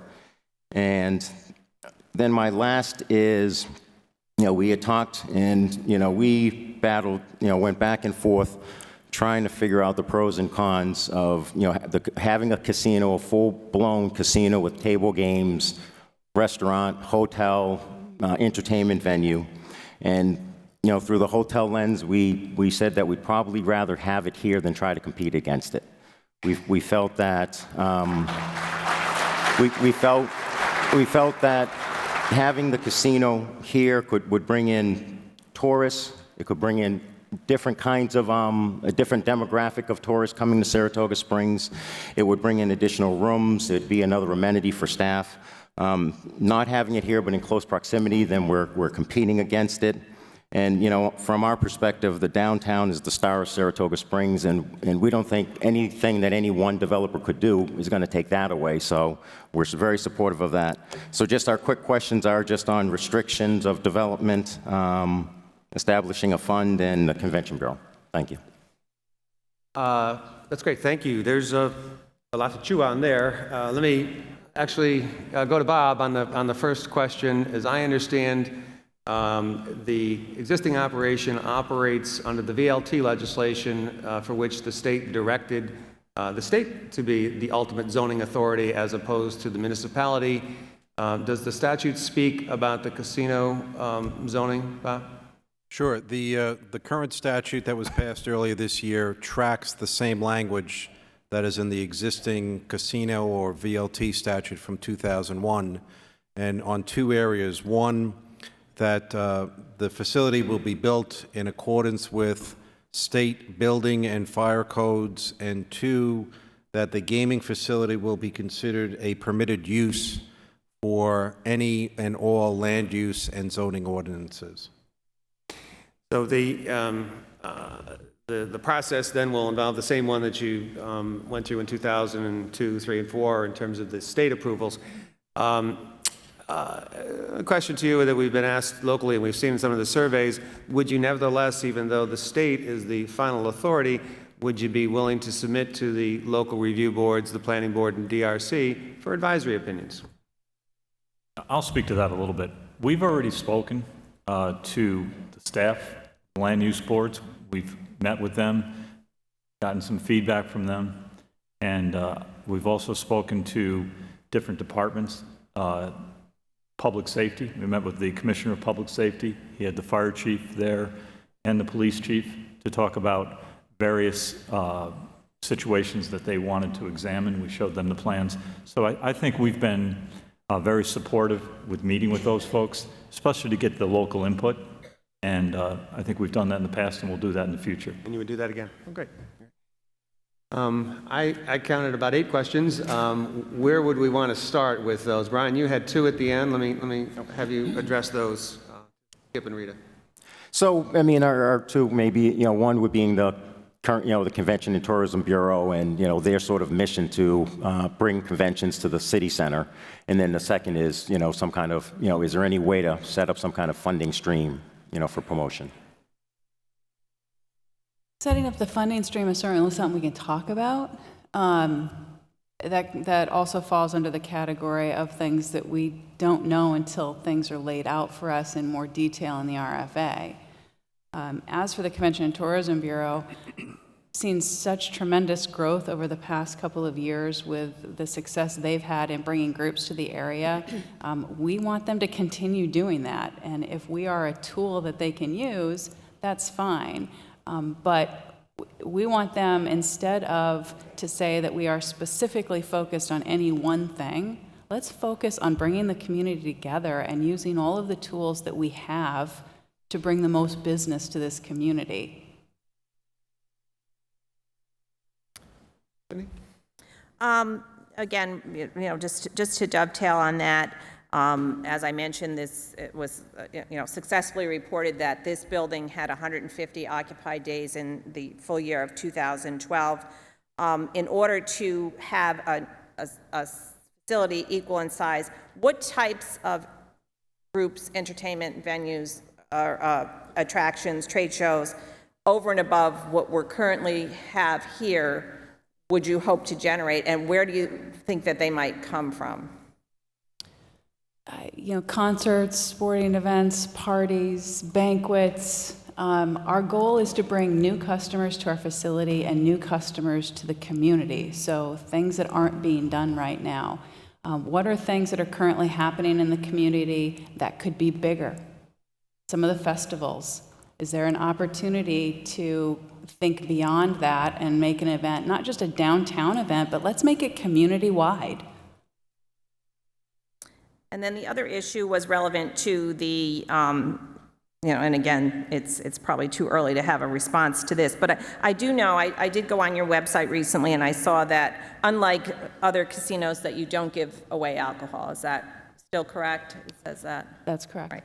So, and I don't know, what your reason for is, or is that required under the statutes? It was required earlier. Things have gradually changed in statutes, but it's just something that we haven't chosen to do yet. And I guess in keeping with that is, giving away hotel rooms or deeply discounting hotel rooms that would, cause a yard sale for hotels, especially in, the 7 months that we run, this market runs under 60%. We don't anticipate undercutting rates at all. We anticipate being competitive with our rates just the way every hotel in the market is. So that doesn't follow a standard casino model? No. Thank you. It's an interesting question, and let me follow it this way. We've heard in some of our questions that the casino has something, if you're awarded the casino license, the table games license that you apply, will have something that no one else can get in any other location. It would only be one. So there's a little bit of an edge, obviously. That's the business that you're in. Respond just to the fairness question of being able to discount hotel rooms if you were inclined to want to do that to your competitors. How do you feel about that? Let me speak to it, and this is from the practical side of me. A lot of people want to compare us to other Las Vegas type destination, Atlantic City destinations. Las Vegas has a lot of competition. They've got 20, 30, 40 casinos there. Atlantic City's got 12, 15 casinos. We're not going to discount our ticket price for our room. We don't have any competition. I think we're going to be. I think it just goes to the fact that you've got to compare Saratoga to uniqueness. There won't be any competition here. We'll be the only casino in our region. And I think, we're going to be much in demand. So would you expect then that your facility could run above the current market occupancy, which is about 63% year-round? You're asking me a question where I'm way over my head. We hope so, sure, but we also plan on bringing new customers to fill those rooms. Good discussion. Thank you very much, Cindy. And Brian? Thank you.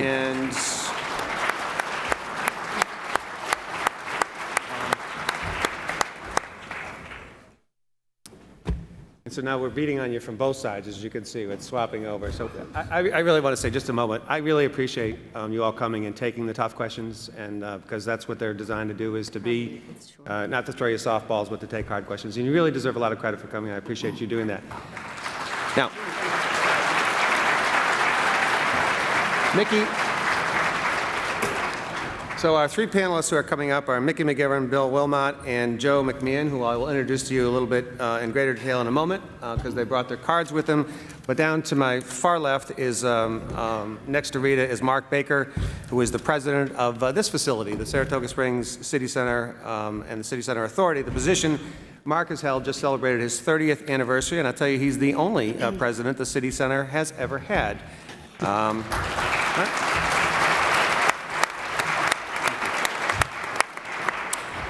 And to Mark's left is Marcia White, who was the president of the Saratoga Performing Arts Center. SPAC opens its doors to the Philadelphia Orchestra and the New York City Ballet and numerous other events over the past 40-plus years that they opened in 1966. I got that one right, so I got one right tonight. So Mark and Marcia are here to talk about the facilities and the City Center and SPAC and how they may be impacted. And who would like to start?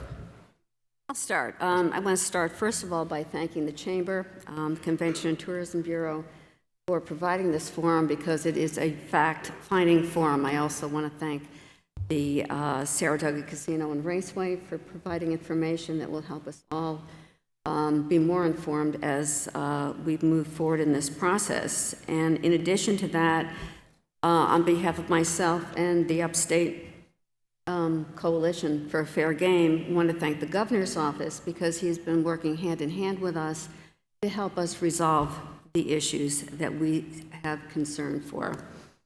One of the major goals of the Upstate New York Gambling and Economic Development Act is to enhance the growth of tourism, and that includes and the promotion of venues like SPAC, arts and entertainment, and that's clearly one of our missions as well.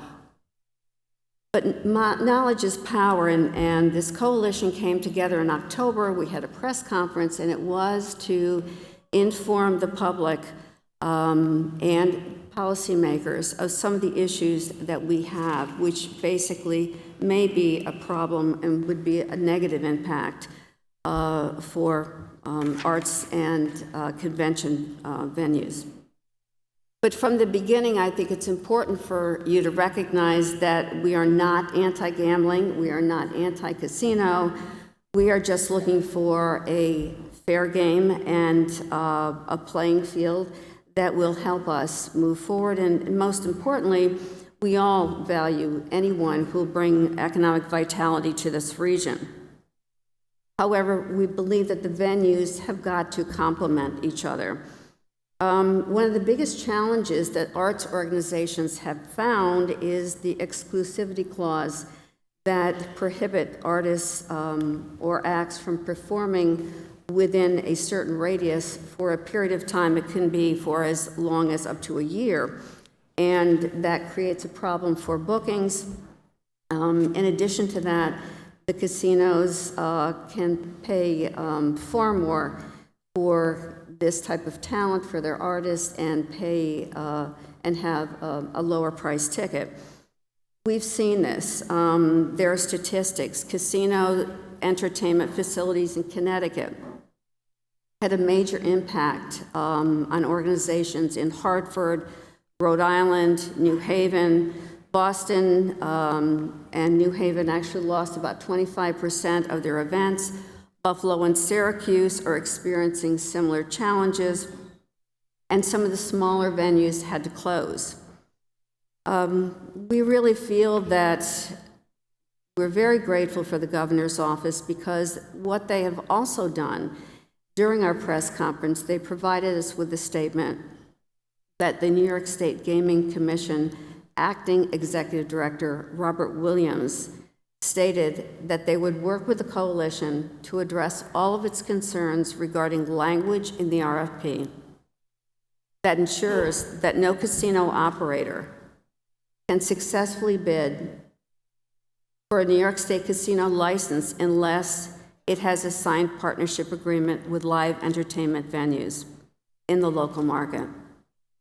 We're grateful because what we're looking for in the RFP process is something that's similar to Massachusetts has. We've been working on a model. We didn't reinvent this or invent this.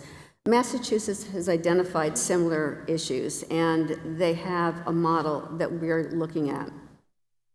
What they've done is their language in their RFP and the language to become, for the applicant, basically limits the size of the seating capacity to around 1,000, the square footage to 10,000 square feet. It requires a strategy for booking and the exclusivity components for a venue, and also scheduling, so that we can really take a look at scheduling programs and in an effort to really make sure that the competition is fair. Massachusetts also provides a negotiated impact fee for any negatively impact arts organization.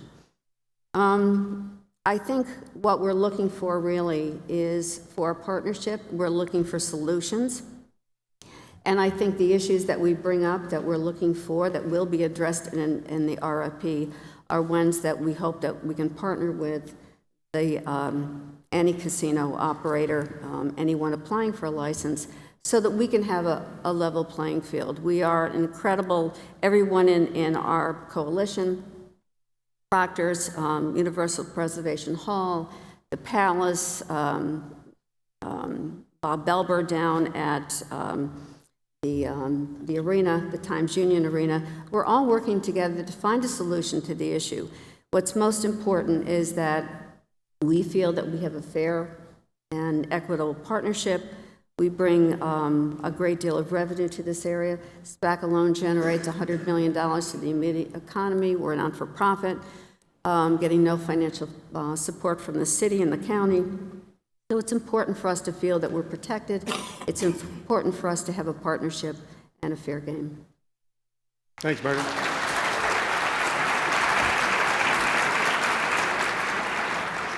Marcus.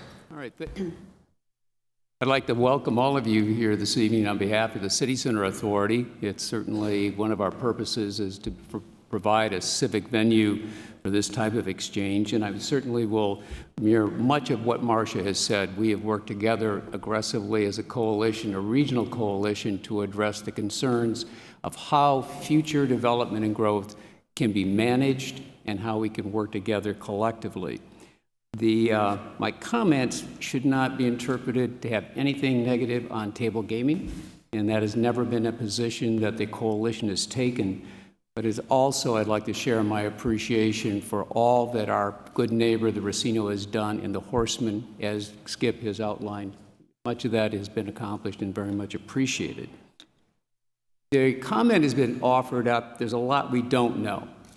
I'm going to share with you some things we absolutely know. And some of it's historical. Some of this will take you down memory lane. Some of you participated. But most of you, many of you know that the building of a convention facility was the product of extensive work in the 70s and early 80s by the Community Plan of Action. It was a time when Saratoga is not the Saratoga we know as it today. The City Center was developed as a major part of that plan of action as the renaissance of downtown and restoring Saratoga Springs to being a year-round convention meeting destination. I appreciate Cindy Hollywood at the Holiday Inn giving the numbers, but I need to correct one thing. It's 150 events for 240 days, so we're a little busier, but we have met the charge of bringing activity to downtown and are very proud of saying that as we celebrate the building's 30th anniversary next year, that over the last 30 years, we have brought 3,228,000 delegates and individuals to activity in this facility in downtown Saratoga Springs.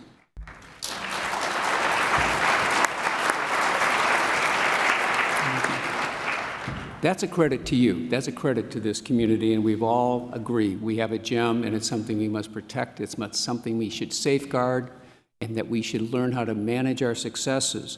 Those individuals that visited our community in the city center over those 30 years have spent in the neighborhood of $691 million.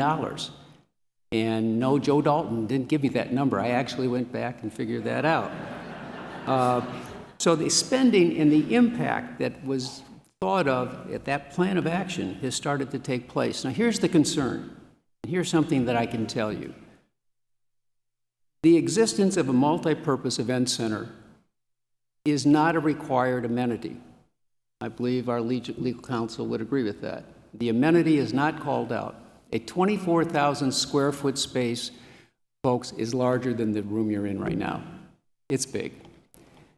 It would, at a competitive gaming facility that could underwrite its, with its revenues, the use of that space or the rent of that space, it could be detrimental to the city center, Universal Preservation Hall, and SPAC. Without a mutually acceptable partnership agreement with this type of multi-purpose event center, and that's a big term that doesn't really tell you anything, it would displace or could displace taking public events and attendees from a downtown convention facility.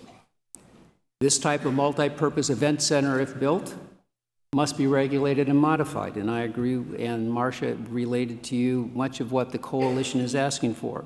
A limitation in the number of square feet, limitation in the number of seats, and mandated partnership agreements, which the legislation goes just so far with, but we are asking that the mandated partnership agreements that would impact local facilities would be monitored by the State Gaming Commission, that they would in fact have oversight and the ability to help address questions that may not be answered.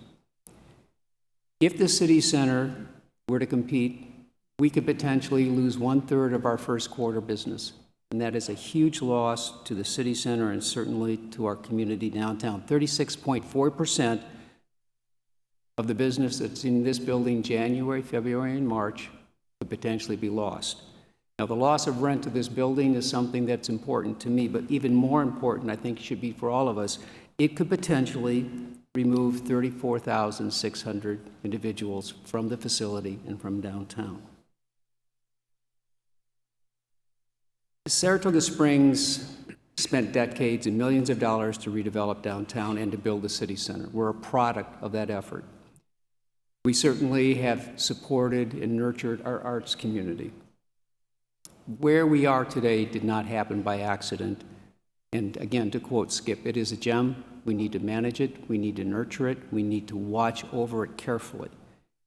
But the unrestricted and unrealistic growth of that multi-purpose event center, which I do not feel is needed to support the gaming tables, I believe would put much of what we've accomplished at risk. Thanks, Bart.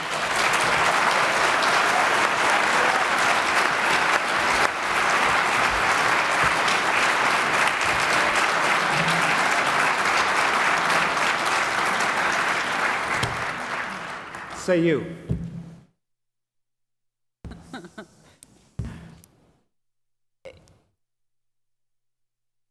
Until we know the details, and I know that's not what people want to hear, and it's not a cop-out, and I am not hiding anything.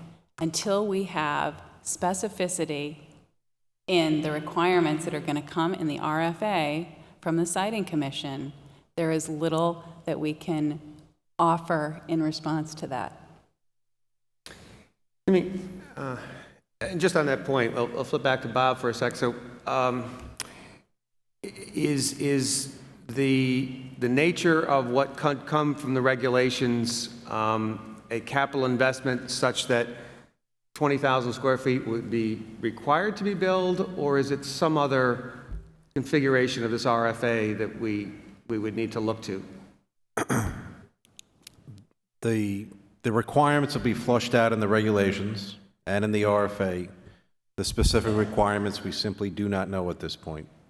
What is clear in the statute, and I was going to comment on the last panel, is that throughout the statute, it talks about a destination and a resort and tourism and building up tourism for the locality.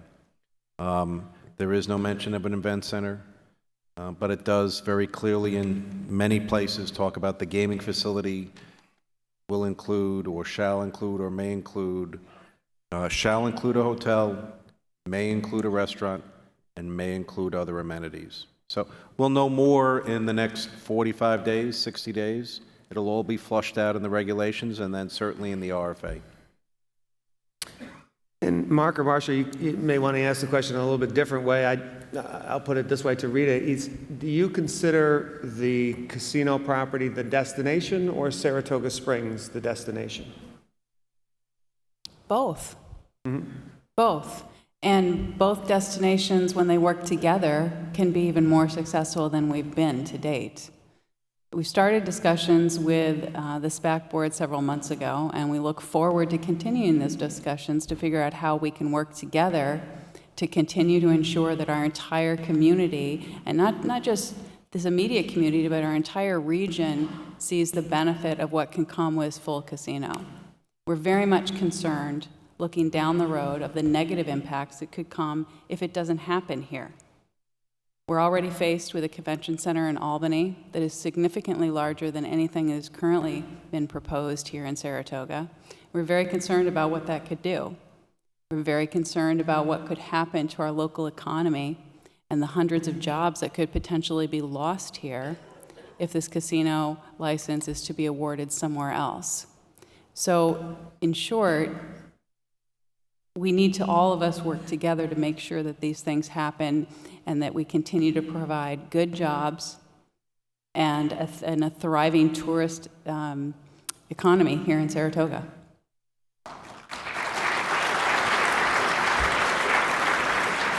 Marcia.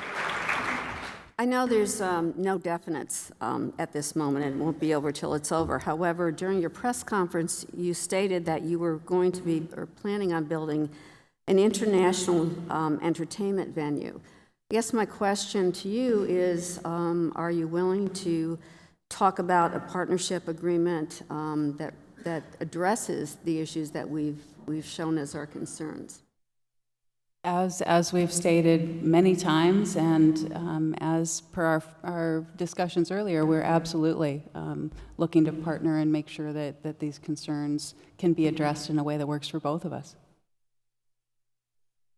Mark?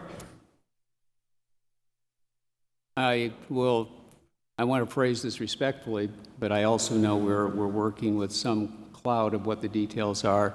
I heard this evening what I believe, and correct me if I'm wrong, that the facility is projected to go forward in the spring, and you already have called out a 24,000 square foot space, and I believe the modification for gaming. It would seem to me the plans are pretty well being cooked, and yet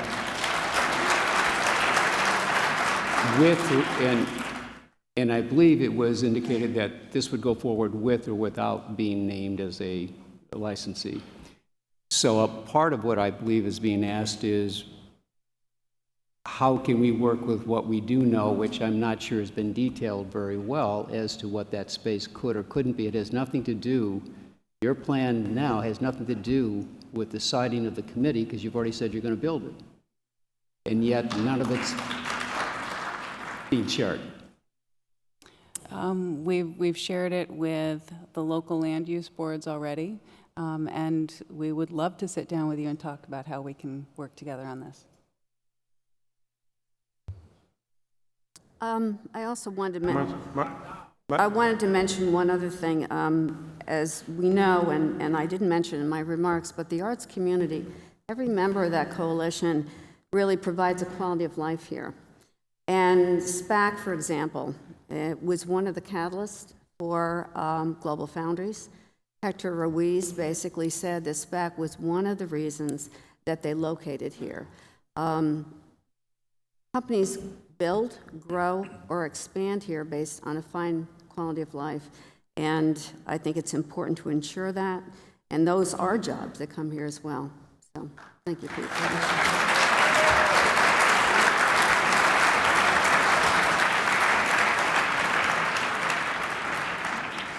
So we are exactly on schedule if this is the last part of this panel. Mark or Marcia, anything else? Or Rita?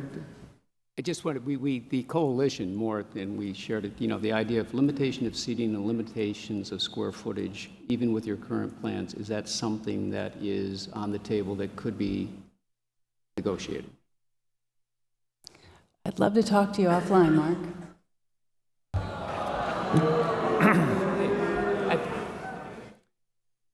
Let me thank this panel, Marcia and Mark, for an interesting discussion.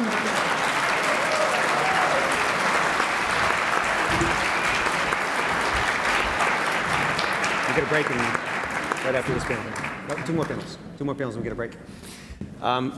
So I'm going to flip back to the thoroughbred and standardbred side and introduce them to you in a minute. But as I saw Joe McMahon walking up, I was reminded the other day in a very delightful conversation with Joe that he was talking about the lake house casinos as they existed back in the 40s and up until I think 1953 or thereabouts. Is there anyone in the room who has any familiarity? Did anybody ever go to the lake house and see? Is anybody still around other than Joe? Nobody left. Nobody wants to admit that. I wasn't around either. I guess. Okay. So those are all gone. And the reason I mentioned that is that Jamie Perillo of the Historical Society down at the casino in the other casino in Congress Park has put together a short history of gaming or gambling in Saratoga Springs. Reader's Digest version, which I really commend to you. We're going to put it up on the website at the Chamber of Commerce and at the Convention and Tourism Bureau. So if you like the short versions, it'll tell you all about history gaming all about till 1824, I believe, is when it starts. And there are other great historical books and records and so forth in the Public Library and the Historical Society. So if you have an interest in that, and we can't cover that tonight, I commend you to both the Historical Society and the Public Library. Some great stuff there. And with that, let me introduce to you our next panel. That begins immediately to my right with Bill Wilmot. Dr. Wilmot is an equine veterinarian and breeder here in Saratoga. He and his wife, Joan Taylor, own and operate Stepwise Farm in Saratoga Springs, where they breed and raise thoroughbreds. And next to Bill is Joe McMahon, who is a principal of McMahon of Saratoga Thoroughbreds, LLC, a breeding horse farm that has been operating since 1971. Joe and his wife, Ann, have deep roots in the thoroughbred breeding industry. At the farm, they operate on Fitch Road, just outside of Saratoga Springs. And to the far right is Mickey McGivern. Mickey is a member of the Executive Committee of the Board of Directors of the Saratoga Harness Horsemen's Association. He's been a trainer and driver at the Saratoga Casino and Raceway for the past 36 years. And welcome to you all. And who among you has elected to start? Joe. Well, thanks very much, Matt. And, it's no surprise to me at all that so many people turned out, because Saratoga is a great town. And I know everybody here cares about this town as much as we all do on the panel, as well as which side of this issue you're on. It's really great to have a community like that. I'm a resident of Saratoga County all my life. My parents and grandparents were all involved in different facets of business here in Saratoga, going way back to the 1900s. So I'm I came by my interest in the thoroughbred horse business quite naturally, although none of them were in the thoroughbred horse business. I can remember when I was a kid going out Union Avenue and seeing the casinos out there. The brook was on the right where National Golf Course is now. The Piping Rock was a beautiful big building located on the left there. There's no remains of it all. There's a couple of houses there now. You went down the road a little farther onto Caterhauss Avenue and you'd turn and you'd come to Riley's, which was absolutely stunning. Gorgeous building, gorgeous, gorgeous building. Then there was Newman's right next to that, and then there was the Arrowhead just down the road from that. Now, I mention that because Saratoga is a very unique town. It's unique in that all that it has and all that it does in the state of New York. It's one of the greatest success stories in upstate New York. It's one of the best tourist destinations, probably the biggest tourist destination in all of upstate. Now, the thing that's interesting and unique, besides the fact that it's alive and well in 2013, which a lot of communities in upstate New York are not, is that in my business, we're in racing. We breed horses to race. So I'm very, very attuned to the history of racing and to the history of why it works, why it doesn't work, and all that stuff. Well, Saratoga is the only place, and I'm going to repeat that again, it's the only place in the whole continental United States that has existed with thoroughbred racing and casino gambling. The only place. Now, it did that until 1953, as many of the older people in this audience will tell you. I'm just speaking from history. Now, if we look at history for a minute, we go way back to when Gideon Putnam first started his hotel here. He started his hotel here because of the springs. And the springs weren't enough, so he got a hold of his friend John Morrissey and said, why don't we build a casino? Well, they said, that's a good idea. We'll build a casino. Well, John Morrissey said, you know, I got some friends. We think we should build a racetrack. Well, Saratoga's been going since 1863 based on a partnership. Now, Skip has spoken about a partnership here tonight many times. I know Skip for a long time. I know he's a great guy, and he loves thoroughbred racing more than most people I know, and he knows more about it, too. But that partnership has continued on for the last 150 years. And thoroughbred racing has had the premier spot, the centerpiece of that success story. Now, like I said, if we can't really look at this without looking at the historical background here. Now, the casinos, as I said, were very successful before. Here in Saratoga, as was the racetrack, as was the hotels and the springs and the other amenities which there were at the time. Now, the big difference was that there were only two gambling venues in the state. One was legalized pari-mutuel betting, the other was illegal casinos. Saratoga had both of them. They operated very well together because they operated in partnership, and they worked not to cannibalize, but to enhance each other. All the big casinos, the big hotels that were built in Saratoga, to house the people downtown, to go to the restaurants downtown, went to the casinos at night down at the lake. And that's the biggest thrust to my talk here tonight. Back then, they had hours on the casinos. They couldn't operate 24/7. They could only operate when the racetrack wasn't operating. Now, that's a key thing, because like I said, there's not a racetrack in the country today that operates with a casino that it competes with. All the racetracks that have casinos, and that's all of them now, and I'll list them, but let me first list the one that was very important and had casinos come in about 25 years ago. That was Atlantic City Racetrack in New Jersey. It was a very prosperous racetrack. It was successful for well over 100 years. The casino industry came in, it went down the drain. Now, that's what happens. The other casinos that are in existence today, and I'll just quickly name them. You've got Gulfstream Park has a casino. You've got Calder Racetrack in Florida has a casino owned by their management. You have Hollywood Park, Santa Anita. Hollywood Park is going to close this year. Santa Anita also has a casino. It's owned by the Stronach Group. And Churchill Downs owns Fairgrounds Racetrack, also has its own casino. The point here is that most racetracks today can't survive without casino money. They literally cannot survive. Now, Saratoga, You got about 15 seconds. Saratoga doesn't have casinos, or doesn't get any money from casinos. Now, this is a high-risk business that we're talking about here, and I think that we've all talked around it all evening.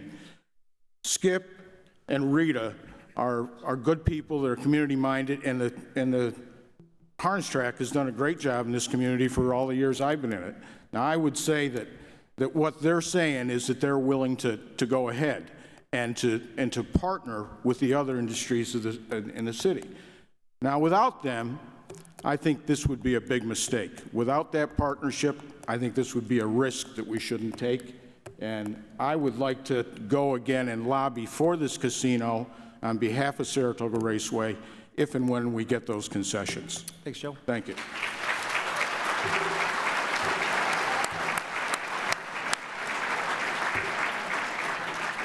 Dr. Wilmot. Bill. I'm a Saratogian by choice. I wasn't born in this county like Joe, but my wife and I have been here for a long time, and we really are thrilled to see all of you here tonight, and so excited about the community involvement. Some years ago, you may recall, the NYRA franchise was up for renewal, and there was no community response from the folks around Belmont or Aqueduct. But the concerned citizens for Saratoga Racing, with the help of the chamber, got the ear of a number of people in Albany, and the franchise was returned to the new NYRA, and evil things did not happen to Saratoga. I think the community involvement thing, the getting involved now with Rita and Skip and all you good folks here is important, because you get what you negotiate. If any bad stuff comes to Saratoga Racecourse, it's going to have a negative impact on everybody here. I've had the good fortune of getting to know Paul Roberts of the Turnberry Group, who is the world's foremost authority on racetracks, and the New York Racing Association has hired him to enhance and redevelop Saratoga Racecourse without changing the basic character. That's a wonderful thing, and there's new money available, and once the new NYRA gets a little bit more organized, we're going to see great improvements. And I would like to see more partnering between NYRA and Saratoga Casino and Raceway. A lot of you may not know this, but there's already a good relationship there. The New York Racing Association leases barns from Saratoga Casino and Harness, and there's a lot more that could be done. I think this is all a time of partnering. Joe and I are thoroughbred breeders. We sit on the breeding fund board, and if we all work together on this, I think we can profit. Something that hasn't been said here tonight, but there is a casino coming, and there is a casino here. There may be two casinos coming. What about if they go to Troy? What if they go to Schenectady? I don't know, but I don't see how it can help us. Back in around 1970, off-track betting was legalized in this state, and the New York Racing Association was offered it, and they turned it down. I believe you should keep your friends close and your enemies closer, but I don't think we need to be enemies. I'd like to see the action stay in this town, but have a great partnership and some negotiations to mitigate any potential downside to thoroughbred racing and breeding. Thanks. Thanks, Bill. Mickey. From the standardbred side, Mickey. Well, my first concern with the whole casino issue naturally being a bit selfish, was to say, do people even know we exist? I sit here representing the over 1,200 members of the Saratoga Harness Horsemen's Association. And I'd first like to say thank you. By the fact that I'm sitting up here, obviously the Chamber knows that we exist, and I thank you for the opportunity to speak. Very concerning to us is that at times I don't think we're a bit overshadowed by the thoroughbred industry, and thank God for them because they make Saratoga a wonderful place. But I don't think many people in the community realize how far we reach into the community. We're here year-round. We race from March 1st. We ended up last week in the mid-December.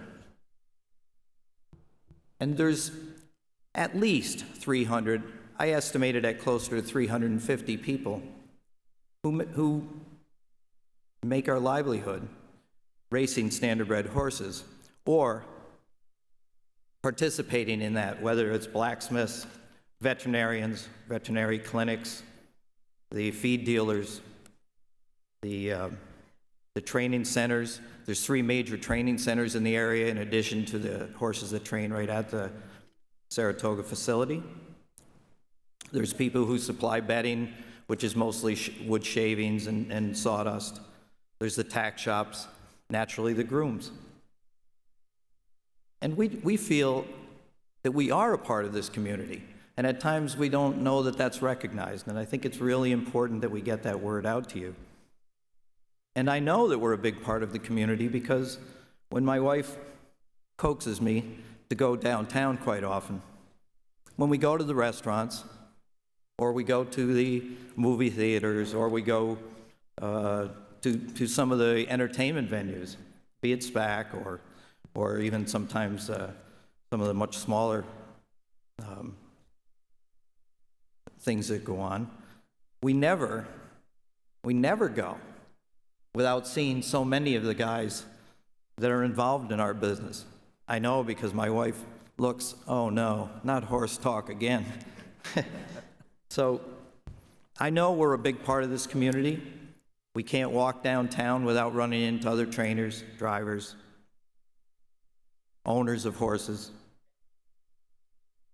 And I think it's important that we're able to maintain what we have here now. Since VLT legislation 10 years ago, it's become a very viable place to train and race horses. We've attracted many new talented young trainers, drivers who have moved to this area and become a part of the community, as well as some of the relics like myself. And I know that it's a deep concern that if a casino facility is opened in Troy or Albany or Lake George, that we will not be able to maintain the viability of standardbred racing, not to the degree that it is now in this community, not by a long shot. We were on the verge of extinction 10 years ago. I sat at a meeting similar to this, and I heard all the same concerns, and they're legitimate concerns. I understand what you're saying because we are a part of the community, and we are out there every day. We walk downtown just like you guys. And I know that it's important to you that we stay here and that we're able to live and enjoy the standard of living in Saratoga just as you do. And I know what's happened in Vernon Downs, where they aren't able to maintain the standard of racing and the purse structure because they have a full casino over the road.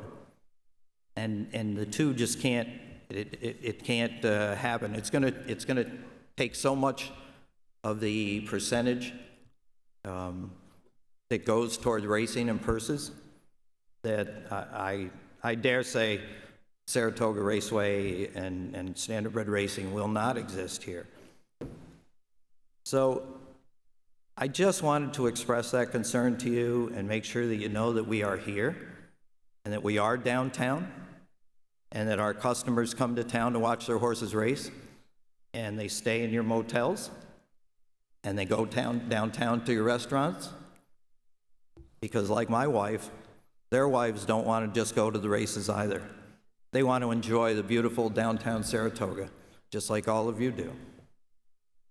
I really thank you for your time. I appreciate you giving me a few minutes to say our thing, and tell you that we hoped for a long time to be able to be a part of this community, just as you do. Thanks, Mickey. Thank you.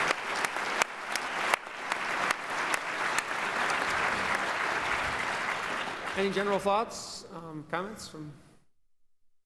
Well, I can just speak to a little bit of what the Thoroughbred folks were. We've had a great relationship with NYRA over the years, besides leasing stalls to them. I consider our customers their customers for 6 weeks, because 11 months of the year, they're at our simulcast facility, Betting Aqueduct in Belmont.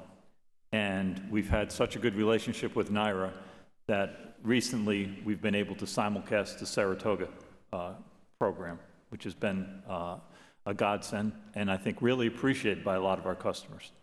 I don't know if you have a question. We'd certainly be willing to entertain any questions. Sure. Part of the concern that was expressed in various ways here is we've talked a lot about what would happen, what are the impacts if the casino was located at your facility.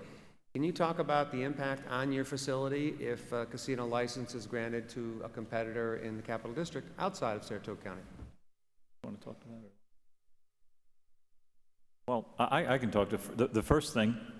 If the casino license goes to another community in our 8-county region, it would cost us a lot of jobs. We've estimated that it would cost our business 30 to 40%. We would still continue as a viable entity, but at a reduced level. I've talked to our horsemen. Our horsemen their purses, by the legislation, and Bob can maybe speak to this, are protected at 2013 levels. If the casino went to Rensselaer, I've posed the question to the horsemen, say our purses are $15 million, they would be reduced, our contribution would be reduced by about $6 million a year. Who would make up that $6 million? The casino in Rensselaer. My question to them is, how long do you think this casino in Rensselaer is going to ship up $6 million to make purses whole at Saratoga Casino and Raceway?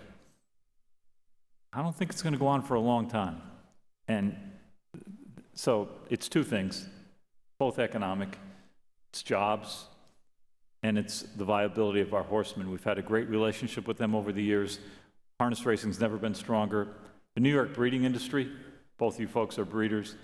New York breds are much in demand, probably as high as they ever had. I think at 2 of the recent horse sales, New York breds averaged over $60,000 a year for yearlings, which is the highest it's ever been. So the breeding industry, the racing industry in New York, as far as harness racing is concerned, is #1 in the country right now. Thanks, Skip. It's an excellent panel. Thanks very much, gentlemen.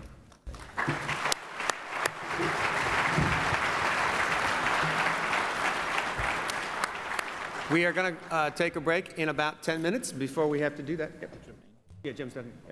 Yep. Before we do that, we have Jim Maney, who is the Executive Director of the New York Council on Problem Gambling with offices in Albany. Jim has a deep background in the area of problem gambling, and we invited him to come and talk to you about that. Following Jim's talk, we'll have about 3 slides at which point we'll break.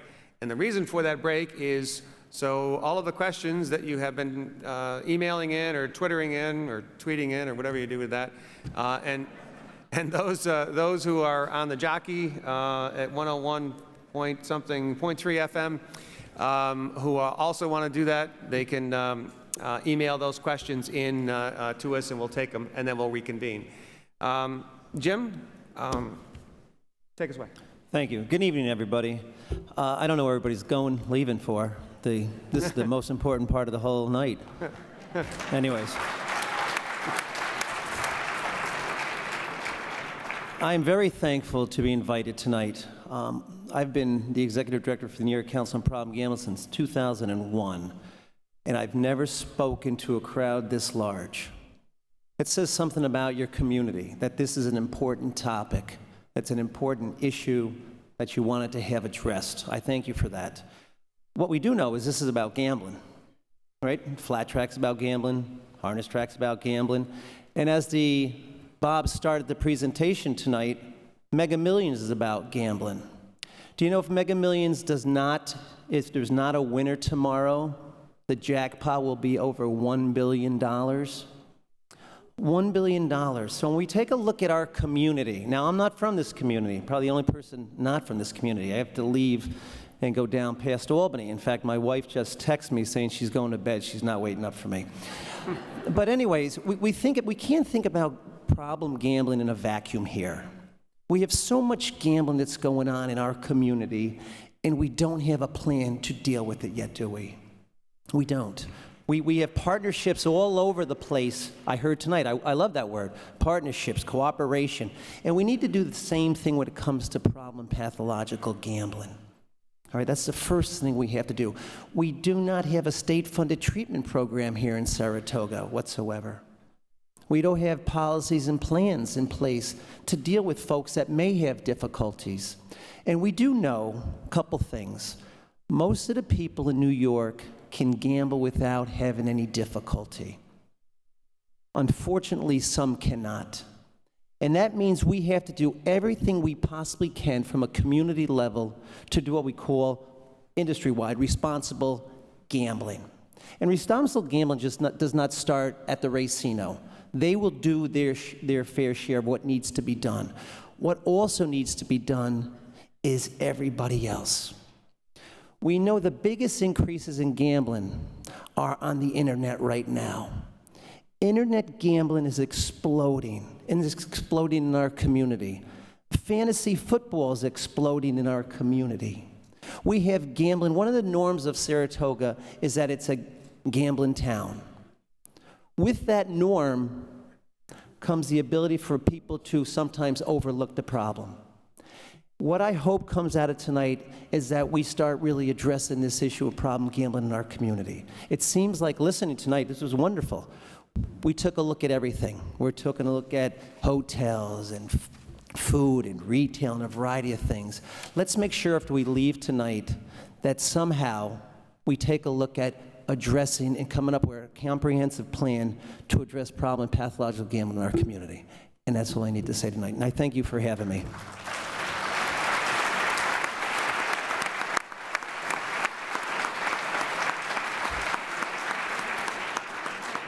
Thoughts? I'd just like to respond a little bit.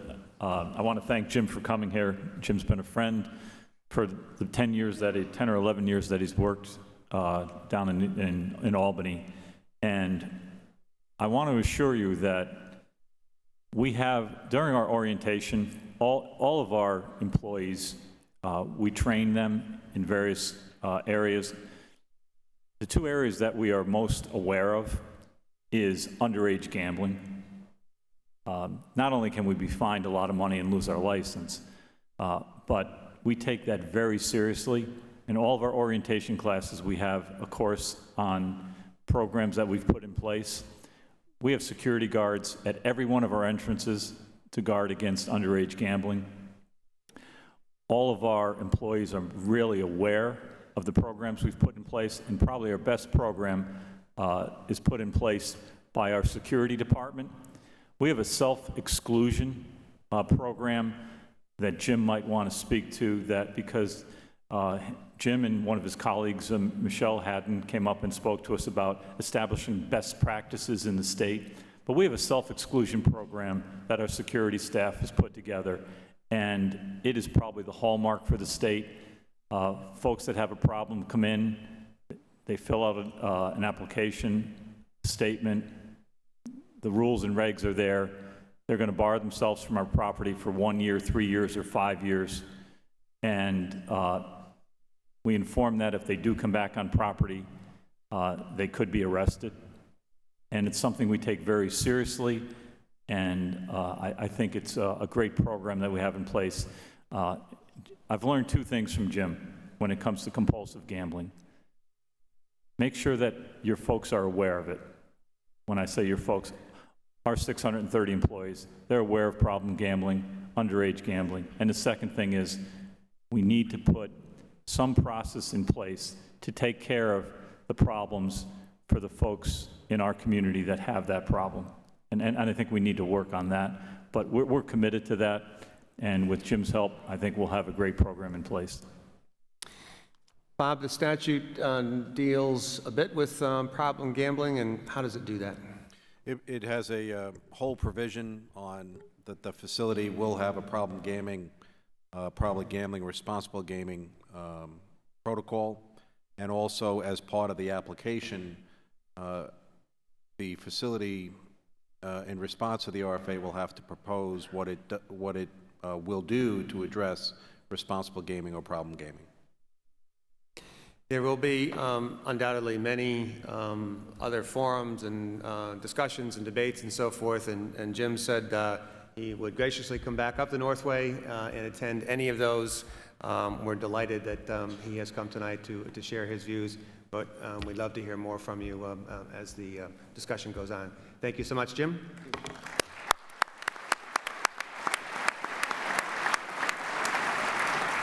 So I think we have 3 charts to put up on the screens. Maybe we do. So this is charts dealing with crime and public safety. We're simply putting up the raw information that we received from the Saratoga Springs Police Department about service calls and medical calls at the Saratoga Casino and Raceway, at the Saratoga Racecourse, and downtown Saratoga generally. We don't have a panelist to speak of that, but anything, Skip or Rita? So we share that information with you to make of it what you will. The second is the history of VLT payments in the city and county, and among the several reasons we wanted that information to be out on a public record was those holes in 2009 and 2010. And I know the city council, Alan, is looking up and said, those were tough holes to fill. And does it speak to what? Does it speak to sometimes the statutes are amendable by the legislature and the governor, and things that we thought we were getting maybe don't always come the way we have. So those are the raw numbers, and there they are on VLTs.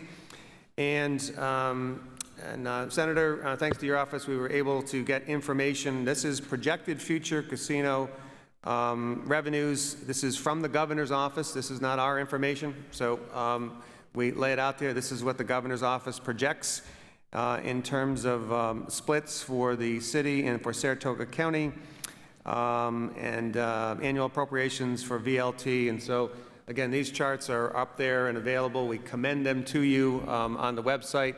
We don't have anybody to speak about the projected benefits from the governor's office, but the information is there for your edification. And with that, if there are no more questions to be texted or tweeted or whatever we will take a 10-minute break. We're going to lose some of you. For those of who we lose, thank you, first of all, so much for coming tonight and for being so respectful to our panelists and for the whole presentation. For those who want to come back, we're going to spend until 10 o'clock answering the questions that you have texted and tweeted.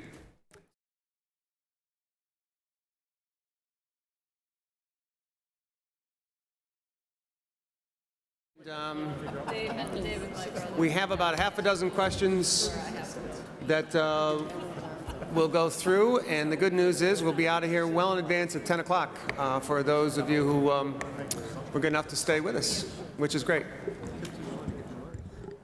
And so we reassembled all of the panelists because the questions could be directed at one or more of them. Marcus makes his way up. And so let's begin with the first inquiry, which had to do with a question that Joe McMahon raised on the restrictions that would be amenable to the casino with regard to days when the thoroughbred track, or times when the thoroughbred track is operating. What is your view on the operation of the casino at the same time, and would you be amenable, according to the question, about restrictions on that? All right. Can I just go back to that second slide? Remember at the end? Yes, you can. Is there any way we could throw that up there? At the end, before we broke, we had three slides that they put up there. One of them was a slide of the history of the VLT payments to the city and county. Just wanted to make one point, and if you can't, oh, there it is. Matt pointed to a couple holes there in 2009, 2010. He was in a hurry to get out of here because he needed a break. But in years 2004, 2005, and 2006 that aren't up on that chart, the way the legislation was written originally, the city and the county did not receive any of the revenue. It was a state program, and the city and county did not receive revenue. So I don't know if Bob wants to speak to that. I have that right? Absolutely. There was a hole there in 2004, 2005, 2006. As far as us, to answer your question now, would we be willing to close during the hours of operation of the flat track? Yes. I don't think I'm authorized to answer that question right now, but I highly doubt it, and I'm a great anecdotal guy. Just think of this, Joe. I don't mean to demean you in any way, but you think about it. Naira has the largest casino in pretty much the Northeast at Aqueduct Racetrack. Do they stop racing at any time when they race at Aqueduct? They have a casino there. They don't stop racing. I don't know any racetrack that does that.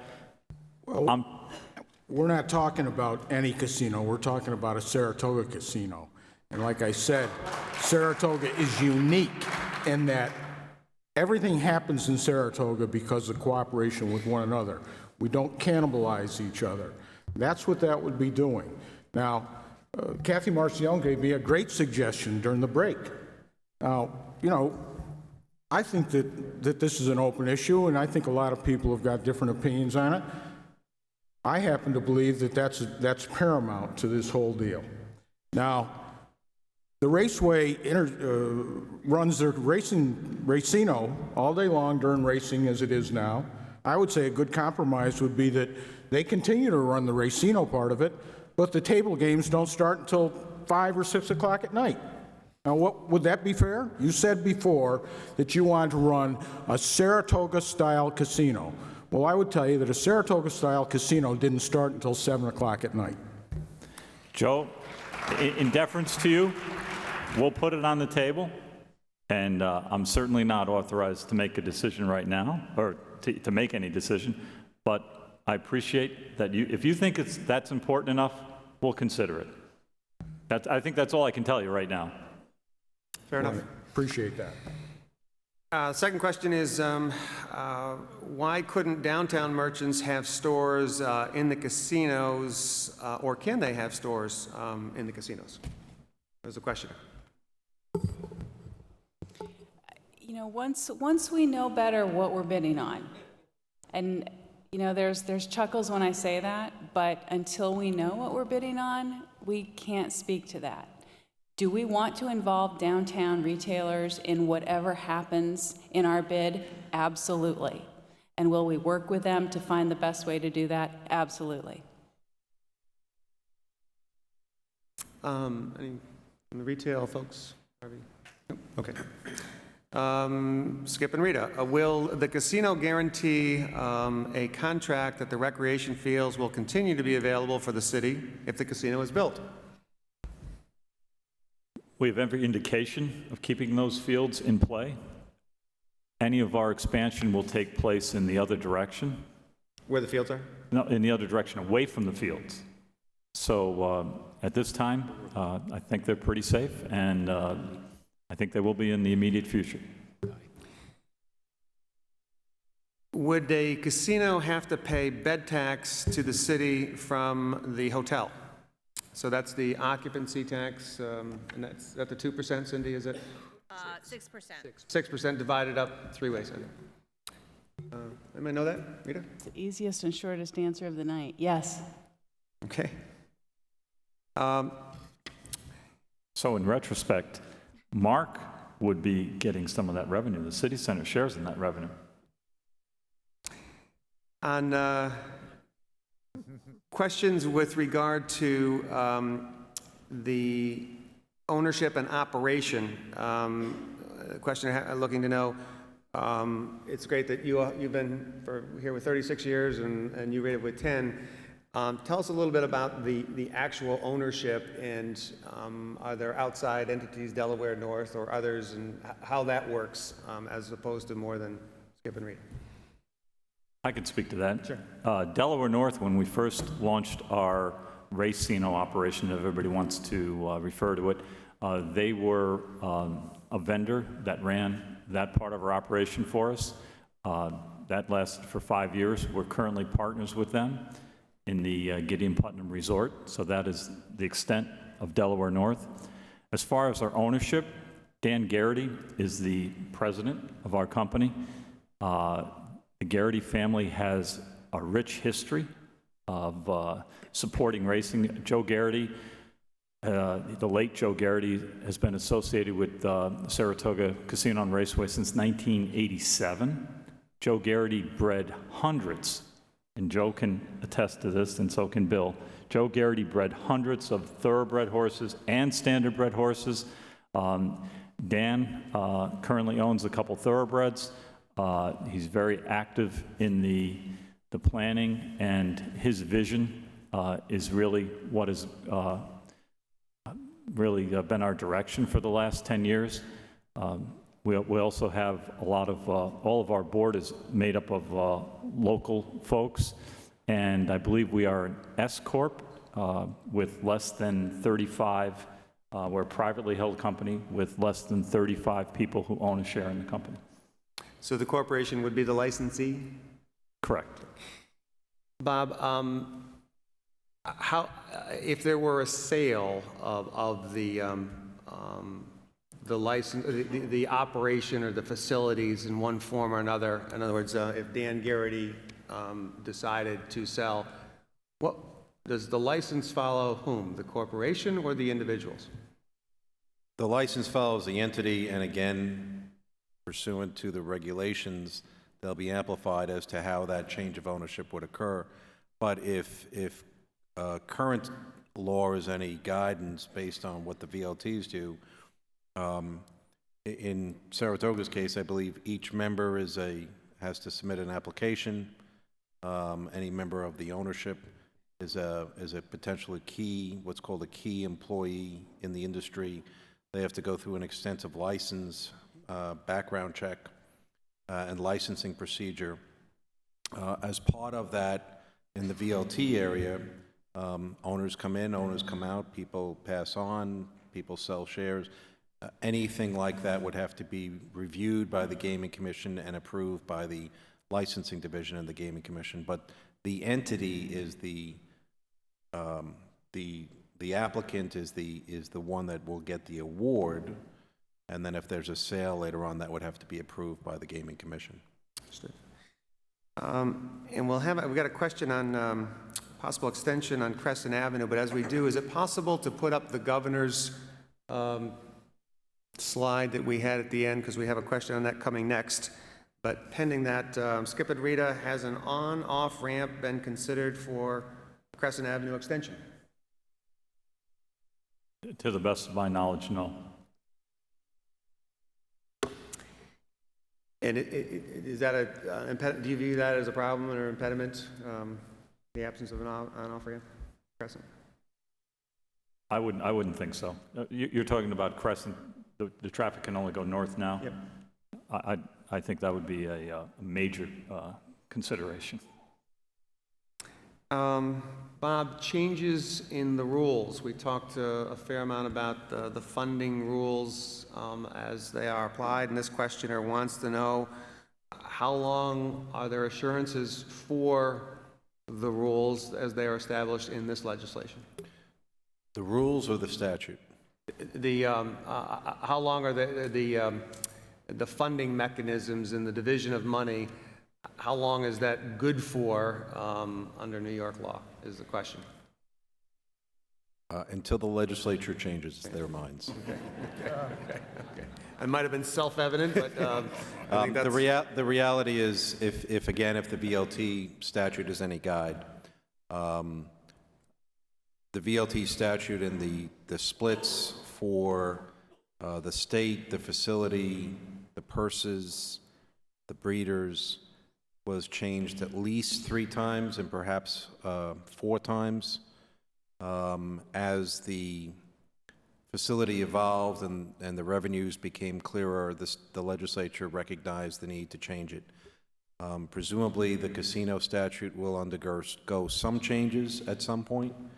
Hopefully not as many, because I think the state now has a 10-year history of casinos and the type of revenues. The regulations will likely be issued what are called emergency regulations, so that they are issued quickly and then at some point open to public comment. Emergency regulations are only in effect for 90 days under a different state statute. They can be renewed every 60 days thereafter, but typically an agency, in this case the Gaming Commission, would issue regulations predictably, I presume, on an emergency basis, and then open up those regs to public comment, and then eventually within 90 to 180 days issue final regulations. And the last question relates to the slide, if that's possible to put up. And for those on the panel, we're looking at this one if you want to pull it out. This is the governor's projections. We have it up? Great, okay. And I don't know if I've understood the question correctly, but having to do with the governor's office projects $11.5 million to be split evenly between the city and the county, and that the is it the annual appropriations paid to the city VLT host benefits?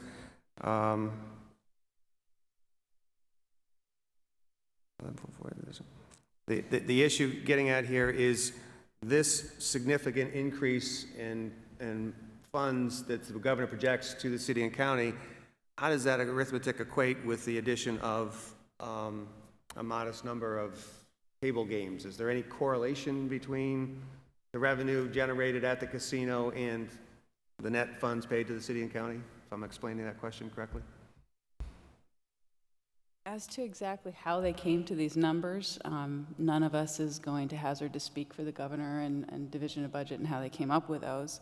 What we can say is that we anticipate our slot revenue to increase by 10 to 15% with the addition of table games. That's an industry standard that's been seen in many jurisdictions that start with slot machines or video lottery terminals and later add table games.